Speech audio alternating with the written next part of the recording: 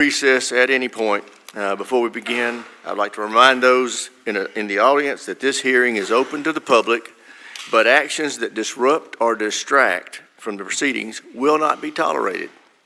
The chair reserves the right to remove disruptive persons from the hearing. U.S. Capitol Police are on hand to assist with that task, and I thank them for their service. I want to welcome our witnesses and thank them for their service to our great nation. We're here today to hear from the Department of Defense about its FY26 budget request. Unfortunately, we still have not received the FY26 budget. This historic delay by the Office of Management and Budget in releasing this information is absolutely unacceptable.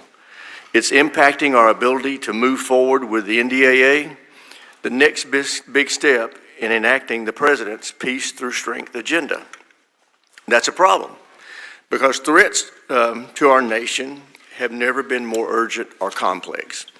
Adversaries like China, Russia, North Korea, Iran continue to expand their military power. They're no longer acting alone. These countries are strategically building alliances and supporting each other with drones, munitions, satellite technology, and energy supplies. And we're seeing that acutely in Ukraine. Make no mistake, a Russian victory in Ukraine would be a victory for China, North Korea, and Iran. We cannot let that happen. Russia must be stopped. Russia is not our friend. While our adversaries collaborate on the development and deployment of innovative new capabilities, we are facing challenges. Our defense industrial base has atrophied significantly, making it harder for us to sustain prolonged conflicts. That's why now, more than ever, it is critical that we make a significant investment in our national security. This investment is at the heart of achieving the President Trump's Peace Through Strength agenda. We look forward to steps toward enacting that agenda with our reconciliation legislation. Together with the President and our Senate colleagues, we've developed a historic investment of $150 billion plus up that will go a long way toward modernizing our military, rebuilding our industrial base, and restoring American deterrence. While this is a great first step, it will have limited impact without sustained investment in the following years. To truly achieve the President's Peace Through Strength agenda, we need to grow the defense spending to at least 4% of GDP. But we need to be smart about how we invest these dollars. That begins with identifying and cutting inefficient and unnecessary DoD spending. The Secretary has taken the lead on that, and we appreciate his work. But spending wisely also means fixing a broken acquisition system that is needlessly driving up cost and delaying delivery of critical capabilities to our warfighters. The current system is simply not meeting our needs or the warfighters. It is not taking advantage of America's innovative private sector, and it's not the most efficient use of taxpayer dollars. The Bipartisan SPEED Act that the ranking member and I introduced this week will fundamentally reform defense acquisition.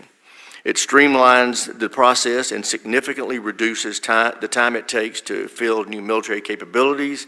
I know the Secretary is determined to fix the broken system, and I look forward to partnering with him to enact real, meaningful, game-changing reform. I also look forward to understanding from the Secretary what the administration's plans are for a global force posture. Maintaining a forward presence of U.S. troops in strategic areas across the globe is essential to ensuring peace through strength. The current level of American forces stationed in Eastern Europe are a crucial bulwark against further Russian aggression and another devastating war in Europe. Our forces in South Korea protect our ally, but also serve as a critical strike force if North Korea attempts a launch on our homeland. U.S. service members in CENTCOM and AFRICOM are fighting daily to defeat the terrorist threat against America and Israel while maintaining maximum pressure on Iran. And our forces in Japan, the Philippines, and throughout the Pacific are keeping China's hegemonic desires in check and preserving trade routes critical to our economy. Together, this collaborative posture forms the backbone of American deterrence. Secretary Hegseth is right when he says America first does not mean America alone. I appreciate the time you recently spent in the Pacific and Europe reinforcing our alliances and partnerships, but also pressing our allies to increase their defense spending. It is long past due for our NATO allies and those around the globe to shoulder a greater share of the collective defense. But we must understand it will take some time for them to grow their capacity.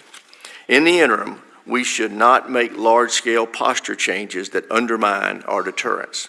I look forward to working with the administration on building the ready, capable, and lethal fighting force we need to deter our adversaries. And with that, I yield to my friend, the ranking member, for his opening statement. Thank you, Mr. Chairman. I appreciate that. And I'll start with three substantial notes of agreement. One, we do face an incredibly complex threat environment.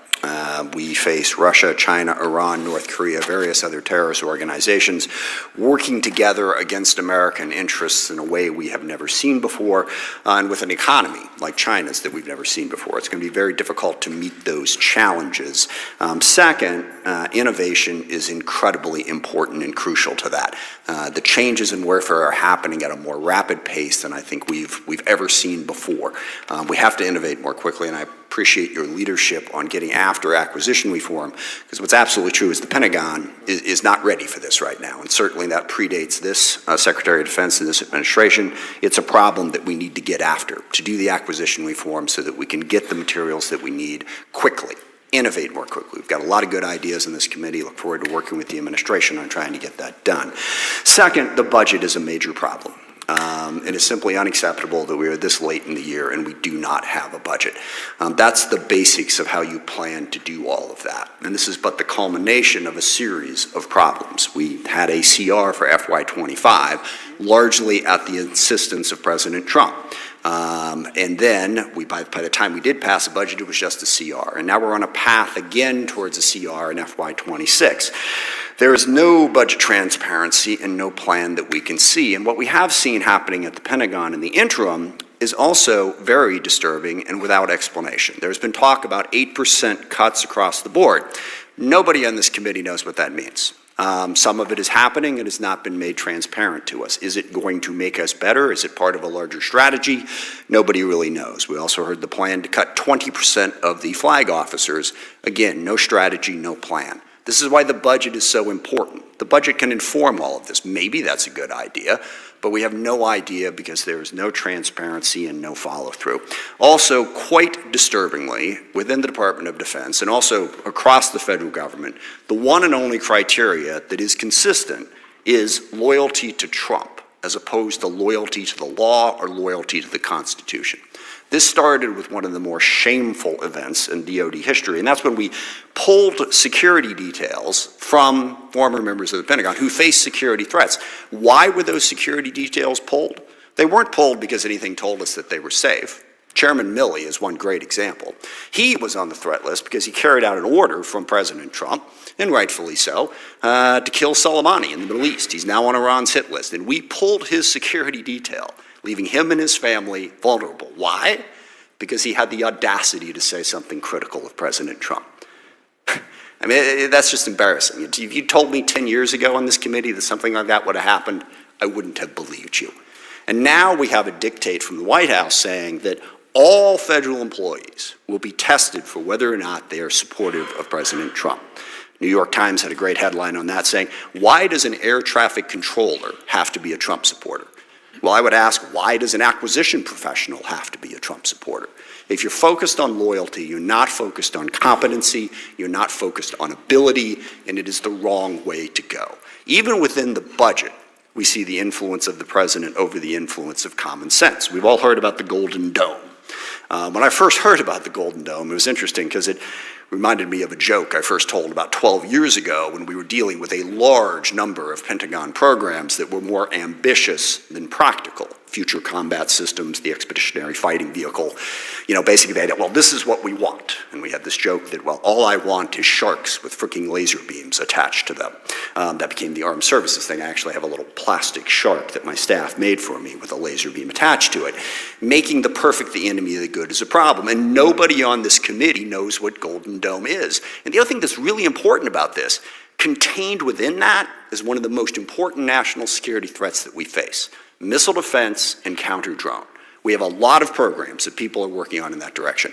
What happens to those programs when we take $25 billion towards a project that no one can explain and no one can understand? And again, we don't have a budget, so we're taking it on faith. That is deeply troubling. Equally troubling is the Air Force One airplane that we got from Qatar. There's all kinds of ethics problems with that, which I'll leave aside for the moment. But that airplane is going to have to be fitted to be Air Force One. It's going to cost hundreds of millions of dollars. Again, no transparency. We're not told what that's going to cost and where it's going to go. But because President Trump wanted it, he gets it. Hundreds of millions of dollars goes out the window. We don't have the capacity to sort of say, sorry, sir, that's not a good idea. And the last one on this list is one that, frankly, I had a hard time believing when I first heard it. Apparently, the president has decided that the F-35 would be a better plane if it had 2 engines. And to a certain degree, it's hard to argue with. I guess 2 engines is better than 1, except that you can't just add a second engine to the F-35. This is a program that's taken us over 25 years, and we are, knock on wood, finally to the point where we're going to have the plane. And I would have thought this would have been dismissed, but I hear defense contractors, Pentagon, they're looking at this idea. It is okay to tell the boss that he's wrong. We all have dumb ideas. It's good to have people around us who have the capability and the competency to say, no, we're not going to do that. We're walking down the wrong direction. In terms of the global strategy, I substantially agree with the chairman, except that I fear that, America first does mean America alone. We've seen that in a number of different issues, certainly placing tariffs on absolutely every country in the world, irrespective of our relationships. Well, sorry, except for Russia. Didn't place tariffs on Russia. That alienates people. Cutting off foreign aid programs, which I realize is not the purview of the Department of Defense, but I'll remind you of something that Secretary Gates said before this committee. If you're going to cut off the State Department, you better give me more ammunition. The two things are related. We stopped programs that were feeding hungry children in Africa. Literally took food out of the mouths of hungry children. Why? Apparently because there were a couple of USAID programs that supported LGBTQ programs. Now, why we didn't just cut those instead of cutting the ones that were feeding hungry children in Africa, I don't know, but that really sends the wrong message to the rest of the world. And the last one, and once we get to the Q&As, I would be curious to hear what the Secretary has to say about this. Threatening to use military force to invade Greenland and Panama. I don't believe the President has actually threatened military force against Canada just yet. He's just threatened to annex it. So Denmark, Canada, Panama, 3 peaceful nations that we are allies with, or were anyway. The message that sends to the rest of the world is one that the U.S. is purely in it for itself and does not care about the rest of the world. And this has implications. We're trying to stop China. We are in a global competition with China. We have built up excellent partnerships across Asia over the course of the last 6 or 7 years, in Australia, in Japan, in India, and the Philippines. Largely, that was because China exercised economic coercion. They went ballistic on Australia for daring to suggest that China could be more transparent about COVID, and Australia recalculated. Now we are the ones using economic coercion on our partners and allies and pushing them away. And this filters back over to Ukraine, where I am in violent agreement with the chairman about how important Ukraine is to our national security interests. And I also agree with the secretary. We need to get peace in Ukraine. The longer that war continues, the more dangerous it is for everybody.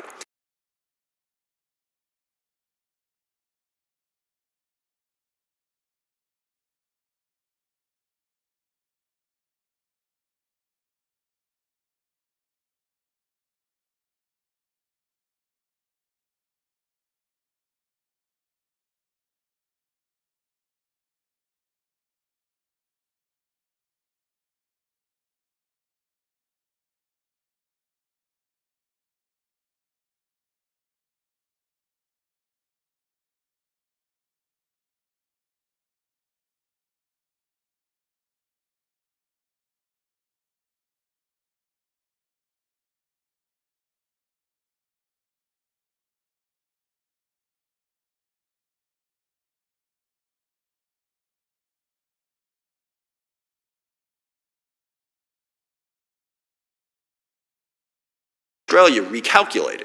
Now we are the ones using economic coercion on our partners and allies and pushing them away.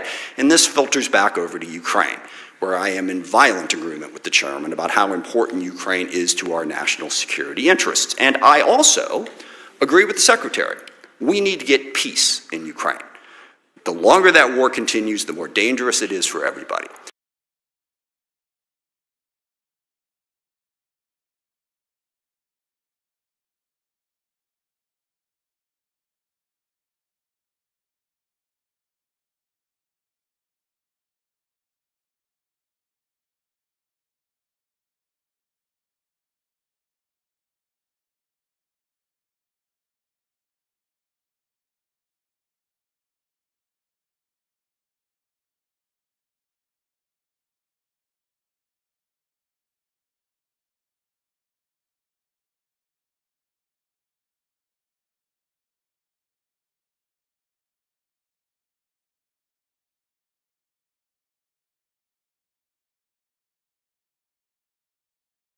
Jews, apparently, why we're putting that group in there. Because the thing is, and Mr. the insulting, belittling language aside, you're right. There aren't enough trannies in Brooklyn or lesbians in San Francisco to fill the military.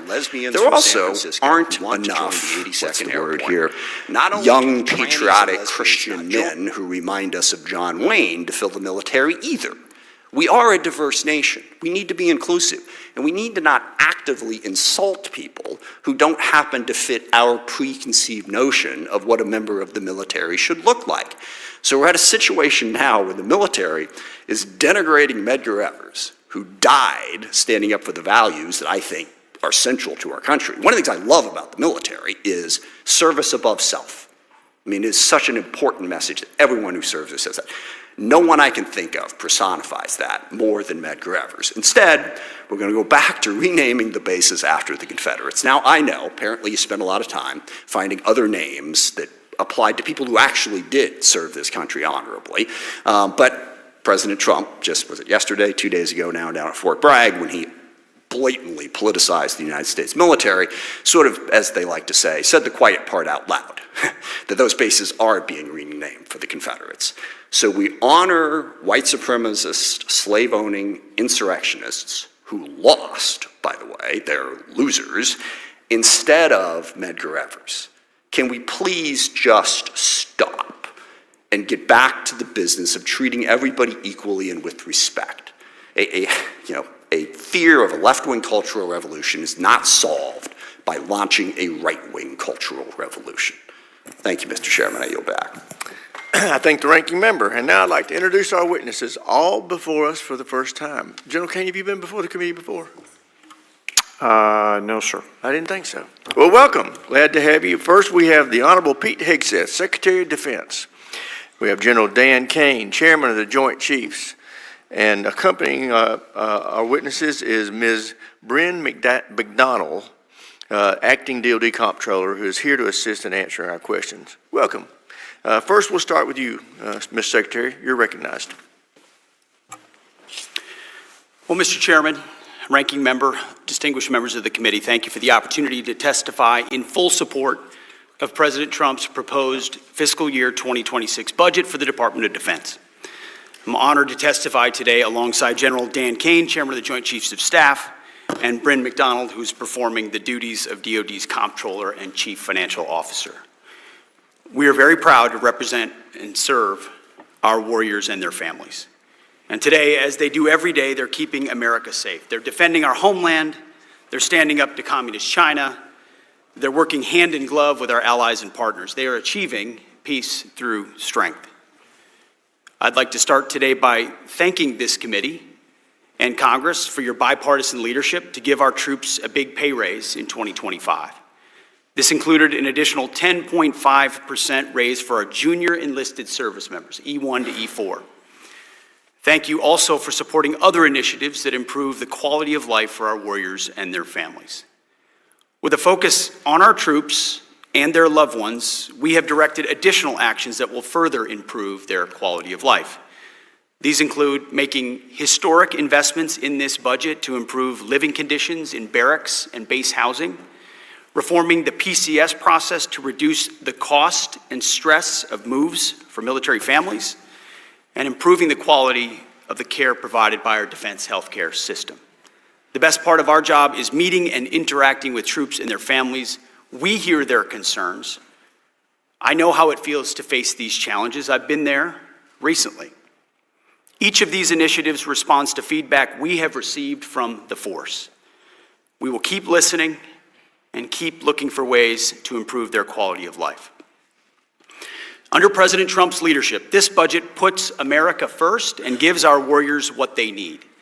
The $961 billion budget request, more than $1 trillion in total for national security, ends 4 years of chronic underinvestment in our military. Now, as is customary with first-year administration budget releases, additional time was necessary to implement this president's initiatives. In the last 4 months, we've moved quickly to reverse course after 4 years of weakness and mismanagement. In that 8% exercise, we found nearly $30 billion in savings across the department, which we reinvested. We killed wasteful programs, targeted bureaucratic excess, and redirected funding from Biden-era priorities to President Trump's priorities. Working with the Department of Homeland Security, we have increased border security. We reduced China's malign influence in our hemisphere. We defended freedom of navigation in the Red Sea. However, we still have a lot of work ahead of us to achieve peace through strength. A lot of deferred maintenance to catch up on. To carry out the President's mission, we have set 3 priorities for the department: restore the warrior ethos, rebuild our military, and reestablish deterrence. First, we are restoring the warrior ethos. President Trump charged me to focus relentlessly on warfighting, lethality, meritocracy, standards, and readiness, and that is exactly what we've done since day one. We are refocusing on what is truly important, which is warfighting and our warriors, sweeping away distractions and bureaucracy. We are setting standards that are high, equal, and unwavering. DEI is dead. We replaced it with a colorblind, gender-neutral, merit-based approach. Our force is responding incredibly to these changes. Because of President Trump and his America First priorities, recruitment and retention under this administration are higher than they've been in decades. Historic numbers of young Americans are putting on the uniform and raising their right hand because they believe in the leadership they see. This budget provides a historic level of funding for military readiness, putting our warfighters and their needs first. Second, we are rebuilding our military. 25 years ago, our military was unchallenged. Yet we squandered that advantage as China carried out an unprecedented military buildup. President Trump, as he did in his first term, is correcting those mistakes. And we're doing this by, as was mentioned multiple times, reviving our defense industrial base, reforming our acquisitions process and working with Congress to do so, and rapidly fielding emerging technologies and new weapons so our warfighters can meet the challenges of an evolving nature of warfare. This budget invests $25 billion in Golden Dome for America, a down payment on President Trump's priority to defend our homeland. It also commits more than $62 billion to modernize and sustain our nuclear forces as we face rising nuclear dangers. The budget allocates $3.5 billion for the F-47, the world's first 6th-generation air superiority fighter. The budget will also revitalize our shipbuilding industrial base with $6 billion in funding in FY26, bringing it to $47 billion in total we request for shipbuilding, after neglect from the previous administration. The budget also significantly increases funds to buy next-generation technologies that we need now and into the future: autonomous systems, long-range drones, long-range fires, and hypersonics. We will put these capabilities in the hands of our military. These steps will help us remain the strongest and most lethal fighting force in the world for generations to come. And third, we are reestablishing deterrence. When an opponent sees our well-equipped and tough-as-nails warriors, they will decide that today is not the day to test U.S. resolve. Credible deterrence starts at home.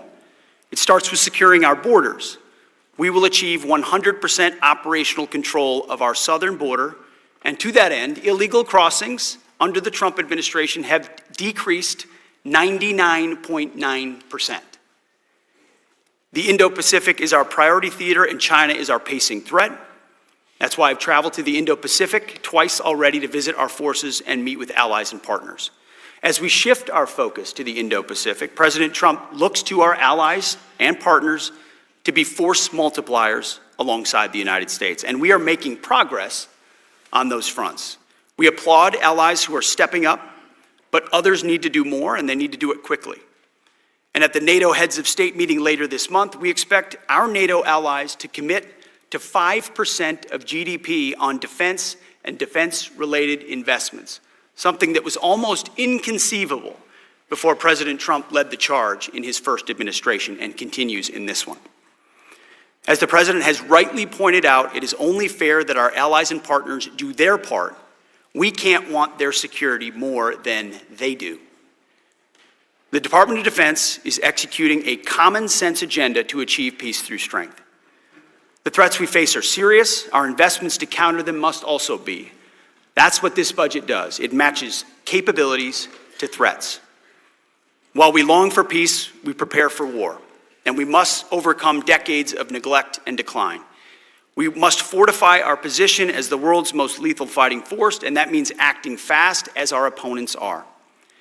This committee is our critical partner in everything we do, and we appreciate your leadership and oversight. We look forward to accomplishing these goals, to achieving peace through strength, to supporting our warriors, to protecting our citizens and our taxpayers. Together with you, may God grant us the wisdom to see what is right and the courage to do it. Thank you. I thank the Secretary. General Kane, you're recognized for 5 minutes to summarize your opening statement. Chair Rogers, thank you, sir. Ranking Member Smith, other members of the committee, I'm honored to join the Secretary here today and Ms. Bryn McDonald to appear before you to testify on the President's FY26 budget. Today's hearing reflects our shared commitment to maximize efficiency, accountability, and lethality and survivability through the investments that you make in us. Ensuring every expenditure increases the survivability of the joint force and providing our warfighters the advanced capabilities, cutting-edge technologies required to dominate our adversaries at scale.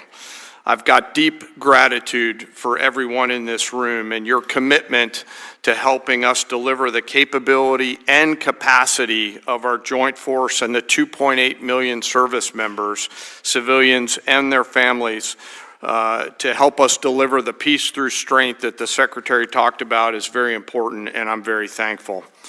It's my responsibility as chairman to understand the global situation, integrate the joint force to confront and manage risk worldwide, and ultimately advise our leaders. This demands a comprehensive understanding across every domain: land, sea, air, cyber, space, undersea, and all military services in every region of the globe, and frankly, all time horizons. It also requires making hard, informed decisions, which we advise on, in order to prioritize the finite taxpayer dollars that we have to ensure the greatest impact and capability for our joint warfighters across the globe. The President's budget enables the joint force to defend our great nation from adversaries seeking to do us harms. We are relentless in our pursuit of innovation and technology that allows us to deter and, if need be, win the wars of the future at every opportunity, while ensuring that we learn from the battlefields of the past and position ourselves for the battlefields of the future. This budget empowers the joint force to get after the Secretary's 3 pillars, as he just talked about: restoring the warrior ethos, rebuilding our military, and reestablishing our deterrence, and ensures our joint force is properly armed, globally integrated, and ready while doing our #1 job of protecting our homeland. The President's budget invests in our warfighters. As I said, to win on the battlefields of the future, we've got to be properly armed with the right capabilities: lethal, modern, reliable, and survivable at scale. Victory requires people and platforms that overmatch the enemy, systems that work together in the harshest conditions, and technologies that give our warfighters an advantage at the tactical edge. The budget gives us necessary tools to reinvigorate our national and defense industrial base. Our nation is full of incredible entrepreneurial talent, and we need every bit of it to support the increasing demands of the warfighters. This budget also helps the Joint Force become more globally integrated. I think of us as relationship entrepreneurs in the Joint Force, not only working together in the military, but working with our allies and partners, the interagency, industry, and of course Congress before crisis begins and before conflict comes upon us. Finally, the President's budget reflects our mandate to stay ready, always be on the account, anticipating the next fight and getting out in front of it so that we're best prepared for our warfighters and their families. The most important component of our joint force is our people. This budget makes meaningful investments in our service members and their families, improving the quality of life of our service members, medical care, and things important to them like the moving process. As I mentioned, our people are the most important part of this, and it's an honor every day for me to serve alongside some of the most extraordinary warriors, civilian teammates, and families our nation has ever known. I assure this committee that the force remains ready, capable to defend this nation, but we've got some work to do. With your continued support and prudent investment, we will maintain our competitive edge, strengthen our advantage, and ensure that our men and women in uniform are equipped with the right capability. I also remain thoughtful of those currently deployed right now and their families who stand the watch around the world, quietly serving to do our nation's work so that we can be here in this room right now. And I also hold a special remembrance for our fallen and their families who continue to show us every day what real courage and tenacity looks like. I thank the Congress and this committee for your support and collaboration in our shared commitment to deliver peace through strength. I look forward to your questions, and again, I'm honored to be here. I thank the witnesses, and I now recognize myself for the first questions. Secretary Higseth, you know, you've talked with me about this. We both know the President has a peace through strength agenda, and he's serious about it. And as I have talked to you about this, we are at the lowest level of defense spending as a nation in 80 years, and that has got to change. And I think that you and the President have sent a strong signal about wanting to get after that and change it with this year's proposed spending that includes the reconciliation package, which will put us over $1 trillion. It's a great first step. But as you and I both know, it's a 1 year. We're going to have to see continued funding, in my opinion, and growth in that top line in the out years. Do you share that opinion? Well, Mr. Chairman, the baseline of our planning process for FY26 was working with our partners in OSD and the COCOMs and elsewhere, identifying the threats that exist, the priorities of the administration, and what we need to spend to make sure we have those capabilities. And that was a reorientation from the previous approach of the previous administration. So that included exercises where we looked at reductions, where we could reinvest those into different priorities. So when you look at the two bills in one budget that add up to $961 billion and over $1 trillion, truly a historic investment, 13% increase, that was our statement to the President of what we think we need in order to spend and invest in ways that are postured for now and into the future. And what I would commit to you and to this committee is that in FY27 and 28 and 29 in this administration, we will perform the same exercise, knowing that threats, we believe that the policies of this administration will lead to peace and more opportunities. But as our adversaries continue to increase their capabilities and we learn about what's happening on the battlefield, that will lead to commensurate increases in ours. So we anticipate through that review that there probably will be increases, but I wouldn't put a number to it in the future. Thank you. I just share the President's commitment that every NATO member nation should reach 5% of its GDP, and that includes us. And I think we can do it by the end of this President's term, and I'm determined to help him get there. Secretary Hickseth, at the President's direction, you're developing a plan on reforms of DoD acquisition. Just so happens we are too. You may have heard of the SPEED Act. It's a bipartisan, bicameral effort. As you develop your plan, what problems have you identified with acquisition reform that need attention? Well, our new A&S, Undersecretary for A&S, was just confirmed. Mike Duffy, he's doing a fantastic job. He's diving right into this to include the SPEED Act, which we're reviewing in real time, that identifies a lot of the same problems we have.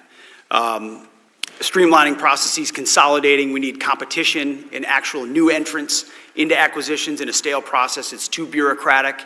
There are too many gatekeepers. Too many programs are gold-plated, which add to cost overruns, and they're late to need. So throughout the entire process, we've reached out to industry and to innovators and to outside-the-box thinkers and said, what would you do? How have you looked at this problem? To include this committee, how would you attack this so that we can get what we need in the hands of warfighters faster? It's unacceptable in this real-time world we live in, where you've got off-the-shelf and off-the-shelf capabilities and open architecture opportunities, and you can do virtual design of products and that you don't have to build a hard copy, that we're not doing it faster. So everything necessary we want, and we're going as fast as we can. Great, thank you. General Kane, as you know, there's been a lot of dialogue around here about selling off some of our spectrum. Can you talk to us about the importance of preserving the spectrum around the lines that the DoD uses? You bet, sir. Spectrum is a critical part of our warfighting enablers, and as the administration and the Congress carefully consider the slices that we must preserve, there are certain areas within that you know, my military advice to the Secretary and others is to hang on to that. I'm grateful that the deputy's been really leading this effort with the Congress and to sort of measure risk. I understand that economic security is also national security, so the truth is always somewhere in the middle, but there are some segments in the lower end that frankly I would strongly recommend we preserve and protect for defense matters. I raise that because I want you to know we're going to be taking our cues from you, and if you're against it, I'm going to be against it. With that, I'll yield my time, or yield back and recognize the ranking member. Thank you, Mr. Chairman. Just on the budget point, and I made this point before the committee, the House just passed a budget that adds nearly $3 trillion to an already out-of-control debt. So if we do really want to spend money on defense or anywhere else, we ought to be willing to pay for it. And I certainly go back through generations of, bipartisan problems with this. You can't have a debt that size and keep coming back talking about how much money you're going to spend, whether it's defense or whatever your priorities are. And Mr. Secretary, you said the 99% down on border crossings and the border is secure. At the same time, we're going to take $1 billion out of the MILCON budget, out of building barracks, to send it for the border, and there's another 4,000 troops that we're planning on sending down to the border. Given that the border is secure, might you rethink that spending? Well, sir, we are securing it. It is secure, but it's a manpower-intensive effort at the beginning. Two different words there. It's either secure or secure, and it sounded to me like you said it was secure. It is secure. Okay. What we're continuing to do is expand that and fortify it through infrastructure, which is a big part of the budget on the Department of Homeland Security side as well. So it's that $1 billion you're talking about was from the CR in FY25. We fully fund that back and more in FY26 with a recognition that we were dealing with the world as it existed when we came in. And the previous administration said they needed new legislation to secure the border. It turns out you just needed a new president. I would point out that with the Defense Department and DHS that was willing to go to the border and actually secure it, which is what we not submitted a budget yet. So whether or not you're putting that money back in remains to be seen. You have definitely taken it out. And I think the obsession there, and I don't disagree, the border needed to be secure. But from a pure budget standpoint, let's just not keep the political focus on that. Let's make sure that we're funding some of the other priorities that we have. So when it comes back to acquisition reform and the chairman's point, it's our committee, certainly Congress is part of the problem. We set up a lot of requirements. defense contractors are part of the problem. I'm curious, how would you get after reforming the culture at the Pentagon so that you can move faster, number one, and number two, how would you get after the defense contractors that push the requirements process? And specifically, what would you do about the requirements process to try to speed things up? Well, first of all, I think gold plating is a real problem, sir. I mean, across the department. Interesting to use the word gold in this particular context, but yes, I agree with you, actually. We maybe could use a little bit more silver plating on occasion. A recognition that the 99% solution is oftentimes the enemy of the 85% solution that delivers 2 years sooner. And that's contractors and other companies wanting to do right, but trying to do too much and overpromise, and then they're under-delivering, and the warfighters... Not always wanting to do right. In some cases, just not wanting, always, just not wanting always. to make money, So, but yes. The change is also in acquisitions about people. You need reformers in these positions. I'm here to be a disruptor of those processes. Our deputy secretary has extensive business experience. The types of people we're bringing in as undersecretaries have been disruptors and innovators in the private sector who recognize that bureaucracy can be dysfunctional and needs to be disrupted. So it's taking outside-the-box unique approaches. I mean, virtual design is a big example.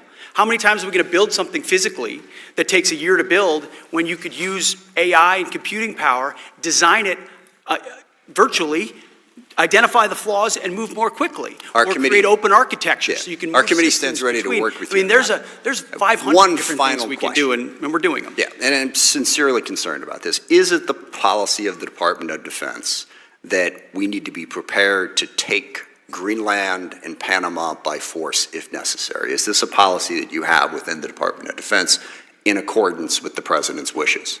I heard what you said about those two countries and saying we need to worry about China. Well, we are worried about China. That wasn't my concern. China's malign influence in Panama. I was concerned with us China has saying control of that the using ports military or force malign to influence take another over the sovereign Panama, country's territory. we should pay attention to that. Right. So Panama is very key terrain that we've focused on, and we've been willing to focus So we on, should as take it, is Greenland we should key take terrain. it by military force. They're important. I'm not going to argue with that. The Arctic is I'm incredibly arguing with important, the and using adversaries are our trying to military gain- to take it by force. Our job at the DOD is to have plans. And Do you have a lot plan of for them. that? Our job at the Defense Department is to have plans for any particular contingency. Including the contingency of basically Any invading contingency you need, we've got it. We've got a building full of planners, and we're prepared to give recommendations whenever needed. So just be clear, you have plans to take Panama and Greenland by force if necessary. I think the American people would want the Pentagon to have plans for any particular contingency. Not and for that thankfully, one, we in are my in the opinion. planning business. Speaking on behalf of the American people, I don't think the American people voted for President Trump because they were hoping we would invade Greenland. I'm going to go out on a limb on that one. I yield back. Gentleman from South Carolina, Mr. Wilson is recognized. Thank you very much, Chairman Mike Rogers, for your visionary leadership. And indeed, each witness, thank you for your service to America. And in particular, Mr. Secretary, your service is so appreciated, and I'm especially grateful as the son of a flying tiger who helped liberate China, as the father of 4 sons who have served in Iraq, Egypt, Italy, and Afghanistan, and as a 31-year Army veteran myself. Your leadership for peace through strength is crucial, and I believe we're in a Cold War we did not choose of dictators with rule of gun invading democracies with rule of law. It began with war criminal Putin invading Ukraine on February 24, 2022, and then Iranian puppets invading Israel on October 7, 2023, with the Chinese Communist Party threatening Taiwan. President Trump tried to deter war criminal Putin in his first term with Javelin missiles to Ukraine, American troops in Poland, and stopping Nord Stream 2. But Putin ignored Trump, and defying Biden has continued his efforts. Upon election of Trump, there were hopes for peace, but Putin insulted Trump with the murderous attacks at Christmas and New Year's. Every time President Trump tries to reduce the conflict, war criminal Putin increases mass murder of drones and missile attacks on the people and civilians of Ukraine, including hospitals this week. War criminal Putin is clearly fixated to resurrect the failed Soviet Union, with troops still in Transnistria, Moldova, rigging elections in Belarus, invading the Republic of Georgia, and rigging elections against the legitimate President Salome Zurishvili of Georgia. Additionally, there have been new threats this week against the Baltic republics, our NATO allies. Every outreach by Trump has been mocked by Putin. With that in mind, an incredible achievement of President Trump is to awaken our NATO allies, now including Sweden and Finland, that with Germany pledging now 5% remarkably, and 17 of our allies now provide a larger GDP support for the people of Ukraine than the United States because of President Trump's encouragement. What is the latest status on encouraging our NATO allies of providing for peace through strength? Thank you for the question, sir. The one thing I would take issue with is the characterization that Vladimir Putin ignored President Trump. I think Vladimir Putin paid a lot of attention to President Trump in his first term, and that's why the invasion did not happen under President Trump's watch. Instead, under the weakness and perceived weakness of Joe Biden. Ignored and proceeded to He paid attention under President Trump, and then when Joe Biden was in the office, it really set the stage, sadly, that if he had really appreciated what President Trump was trying to do, he wouldn't have invaded again, but whether Biden's president or not. But to your question about Europe, yes, President Trump has invigorated a truly historic investment amongst NATO allies to shoulder the burden of the defense of the continent of Europe. Vladimir Putin saw what he believed to be weakness, and I believe President Trump has stood up to that by reminding our allies that they need to spend on their own defense and ensure that they're able to shoulder the burden to defend the continent. That's been a good development. And indeed, I was grateful last February coming back from the Organization of Security and Cooperation in Europe and meeting with the President, and I told him how exciting it was to see our allies understand that indeed he supports Ukraine, he supports NATO and peace through strength. And General Kane, I particularly appreciate your VMI credentials of professionalism, and with that in mind, we understand that even today, the International Atomic Energy Agency has declared Iran in breach of non-proliferation agreements, and what are we doing to deter the aggression coming from Iran? Well, sir, first I noticed in your bio that you went to that other school in Lexington, which was always hard for me to get my head around, sir. Hey, I grew up in the holy city of Charleston. When I saw Vimis, I thought they were Citadel cadets. Yes, sir. I'm now a joint guy, so I'll keep all those comments to myself, sir. You're here. You know, sir, throughout, the IAEA report is certainly troubling. The international community seems to be thinking about what they're going to do about it, and as are we watching the situation develop and carefully monitoring the report. Gentleman's time's expired. America's in good hands with your Connecticut, Mr. Courtney. Thank you, Mr. Chairman. Mr. Secretary, this morning, the eyes of our closest allies, UK and Australia, are on your department as a result of Undersecretary of Policy Eldridge Colby's announcement last night that he's launching a 30-day review of the trilateral AUKUS mission. I would just note that it's not just their eyes, it's our eyes in this committee. In 2023, by a vote of 310 to a small minority, we passed the AUKUS authorities and followed up on that in terms of AUKUS investments in the billions of dollars into our submarine industrial base. Australia has reciprocated, as you know, with its own investments in our submarine industrial base. And since then, since 2023, what we've seen that the three countries working together, that we now have well over 100 Australian sailors and naval officers that have gone through joint training. I've seen them in my district at graduation ceremonies. They're joint crewing Virginia-class submarines. We also have joint U.S.-Australian submarine repair work that's happening in Guam and Hawaii. And our submarine industrial base last year delivered 2 Virginia-class attack submarines. They're the New Jersey and Iowa. This year it'll be Massachusetts and Idaho, and the year following it's going to be Arkansas and the Utah are going to be delivered during that 3-year period. General Kane, how many nuclear-powered attack submarines is in the Chinese Navy? Do you know that answer? It's nuclear-powered attack boats. I Yes. mean, it's a... How many attack Yes, sir. nuclear-powered? Many. I'll get you the No, number. well, the answer is 6. Yes, sir. Okay, so what we've seen in the industrial base is that last year, this year, and next year, we're going to be delivering that identical number. They're building a 7th. You can check the Wall Street Journal, and you can see where that boat ended up at the bottom of the Yangtze River because of their inability to actually do the hard work of building nuclear-powered submarines, which is probably one of the most complex undertakings in really industry of any sort. Again, the Australians are investing in Perth, and so that we are going to have rotations of Virginia-class submarines that are already started to happen. Admiral Paparo testified in vocal support of AUKUS when he came before this committee just a few weeks ago. And again, I would just say, you know, there is nothing wrong with reviewing any program. We're all accountable. Anything of this magnitude certainly deserves review. But a 30-day review on a project that really took years to develop, in which this committee was instrumental in terms of enabling. And in my opinion, China's reaction to AUKUS is the ultimate sort of endorsement of AUKUS because they hate it. And the one commitment I would ask, Mr.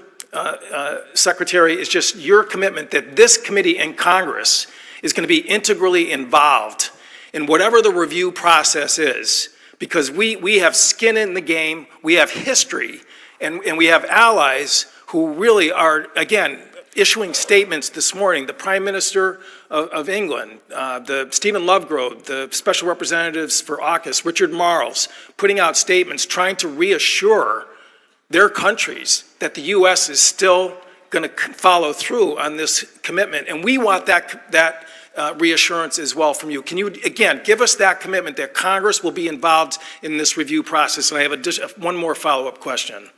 As it has been, Congress will be involved, but I've had an ongoing review myself. I've spent a great deal of time with Marles and Healy at the Australia and UK. And I've been following your work reviewing it myself. Yes. Secretary Colby's reviewing it. Okay. We know that. It's all important to make sure it fits our Right. needs State also. Department, by the way, has skin in the game too, and they should be involved in it as well. I just want to reiterate Mr. Rogers' point and Mr. Smith's point. If we really care about strengthening the industrial base, we need to have procurement stability, which means we need to have a budget, a real budget, not a $20 billion shipbuilding budget, which Senator Wicker just eviscerated a couple of days ago. That's $17 billion less than the last Biden shipbuilding budget. That's what got sent over to us. And again, that's the way, and I represent a district that is the general contractor for both programs. You want to strengthen hiring, supply chain, and facility growth. You need to have procurement stability. That's not what we're seeing from the Office of Management and Budget. I yield back. Chair, now recognize the gentleman from Ohio, Mr. Turner. Mr. Secretary, thank you for your written statement, and also thank you for your recognition of the importance of our nuclear deterrent, and specifically our investment in our modernization of our nuclear deterrent. We are behind, as you know, in the modernization of our nuclear stockpile. Your recognition of our investment in our triad and our command and control is incredibly important. Thank you also for your recognition of the importance of our future investment in missile defense and the importance that the Golden Dome will play.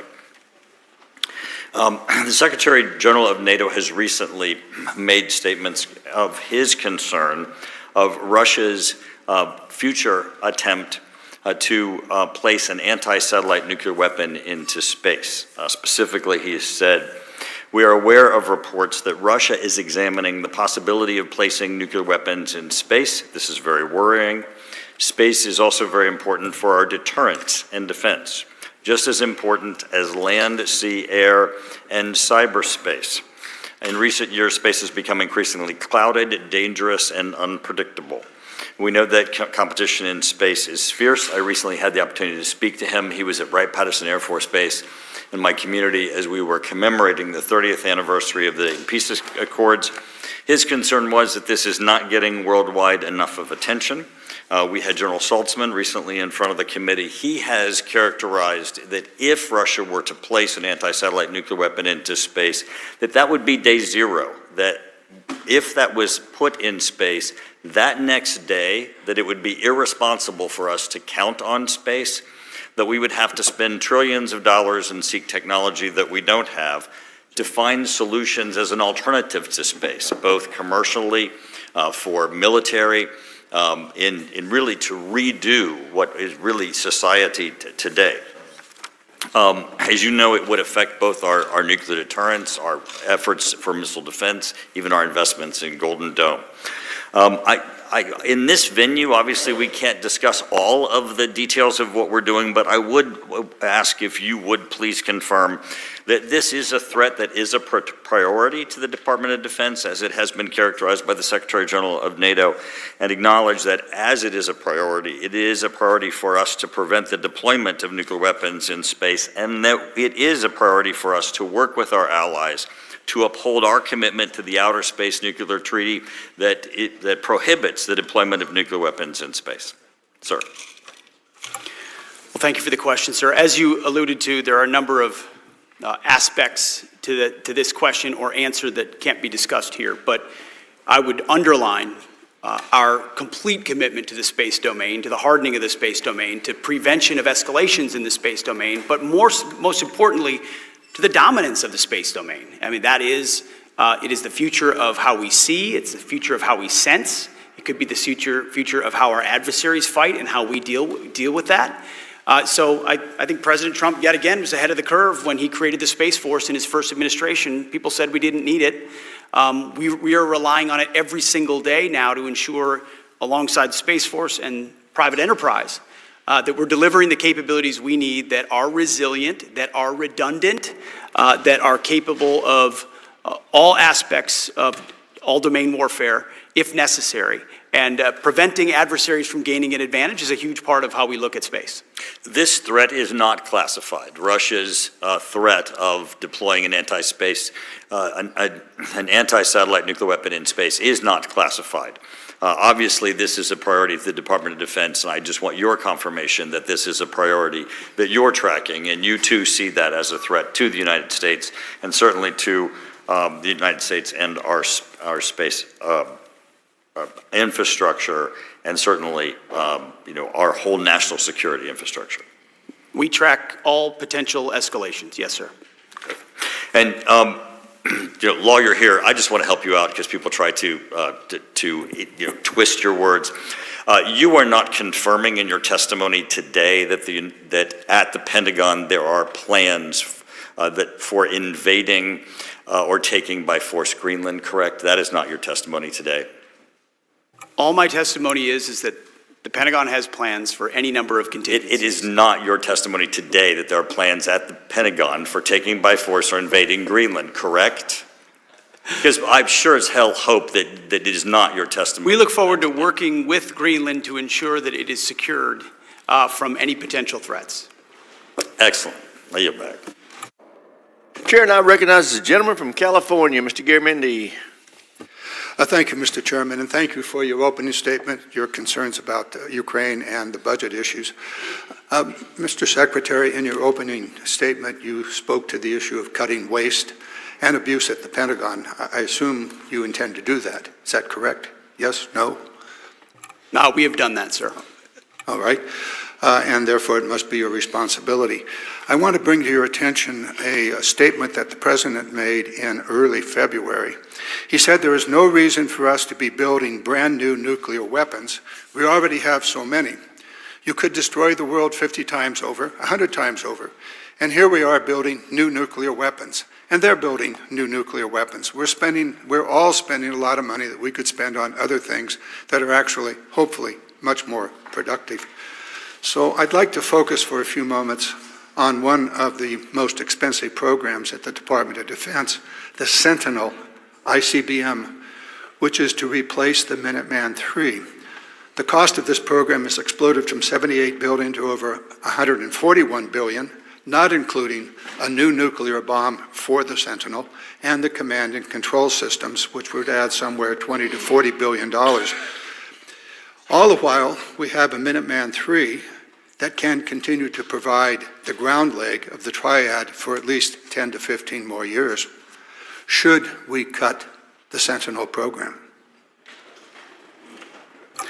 Well, President Trump is correct to point out that proliferation is very dangerous, but he has also in his budget ensured we fully fund the nuclear triad, every aspect of it in a historic way. The Sentinel as one leg of it, and that modernization is critically important. As you know, it faces a Nunn-McCurdy breach for being behind, and as a result, it has to be reviewed, but it's incredibly important. And so our budget does look at ensuring to... Excuse me, sir, so you have made a decision to continue even though the review is incomplete? The review is ongoing. The investments we've made allow us to continue should the review come out the way we hope it does. You continue the Sentinel program even though the Nunn-McCurdy review is incomplete. I'd like now to move over to Ukraine. The chairman of this committee spoke very strongly about the Ukraine situation and the necessity of the United States being strong in support of Ukraine. It's very, very clear that a review of what Mr. Putin has said over the last 2 decades, that he is determined to reestablish the Soviet Empire, and Ukraine is the current step to achieve that. Ukraine's security is our security, my view, and what is dangerous for Ukraine will be dangerous for NATO and therefore dangerous to the United States. Yesterday, 2 days ago, in response to Senator McConnell, who asked, which side of the Ukraine conflict do you want to win?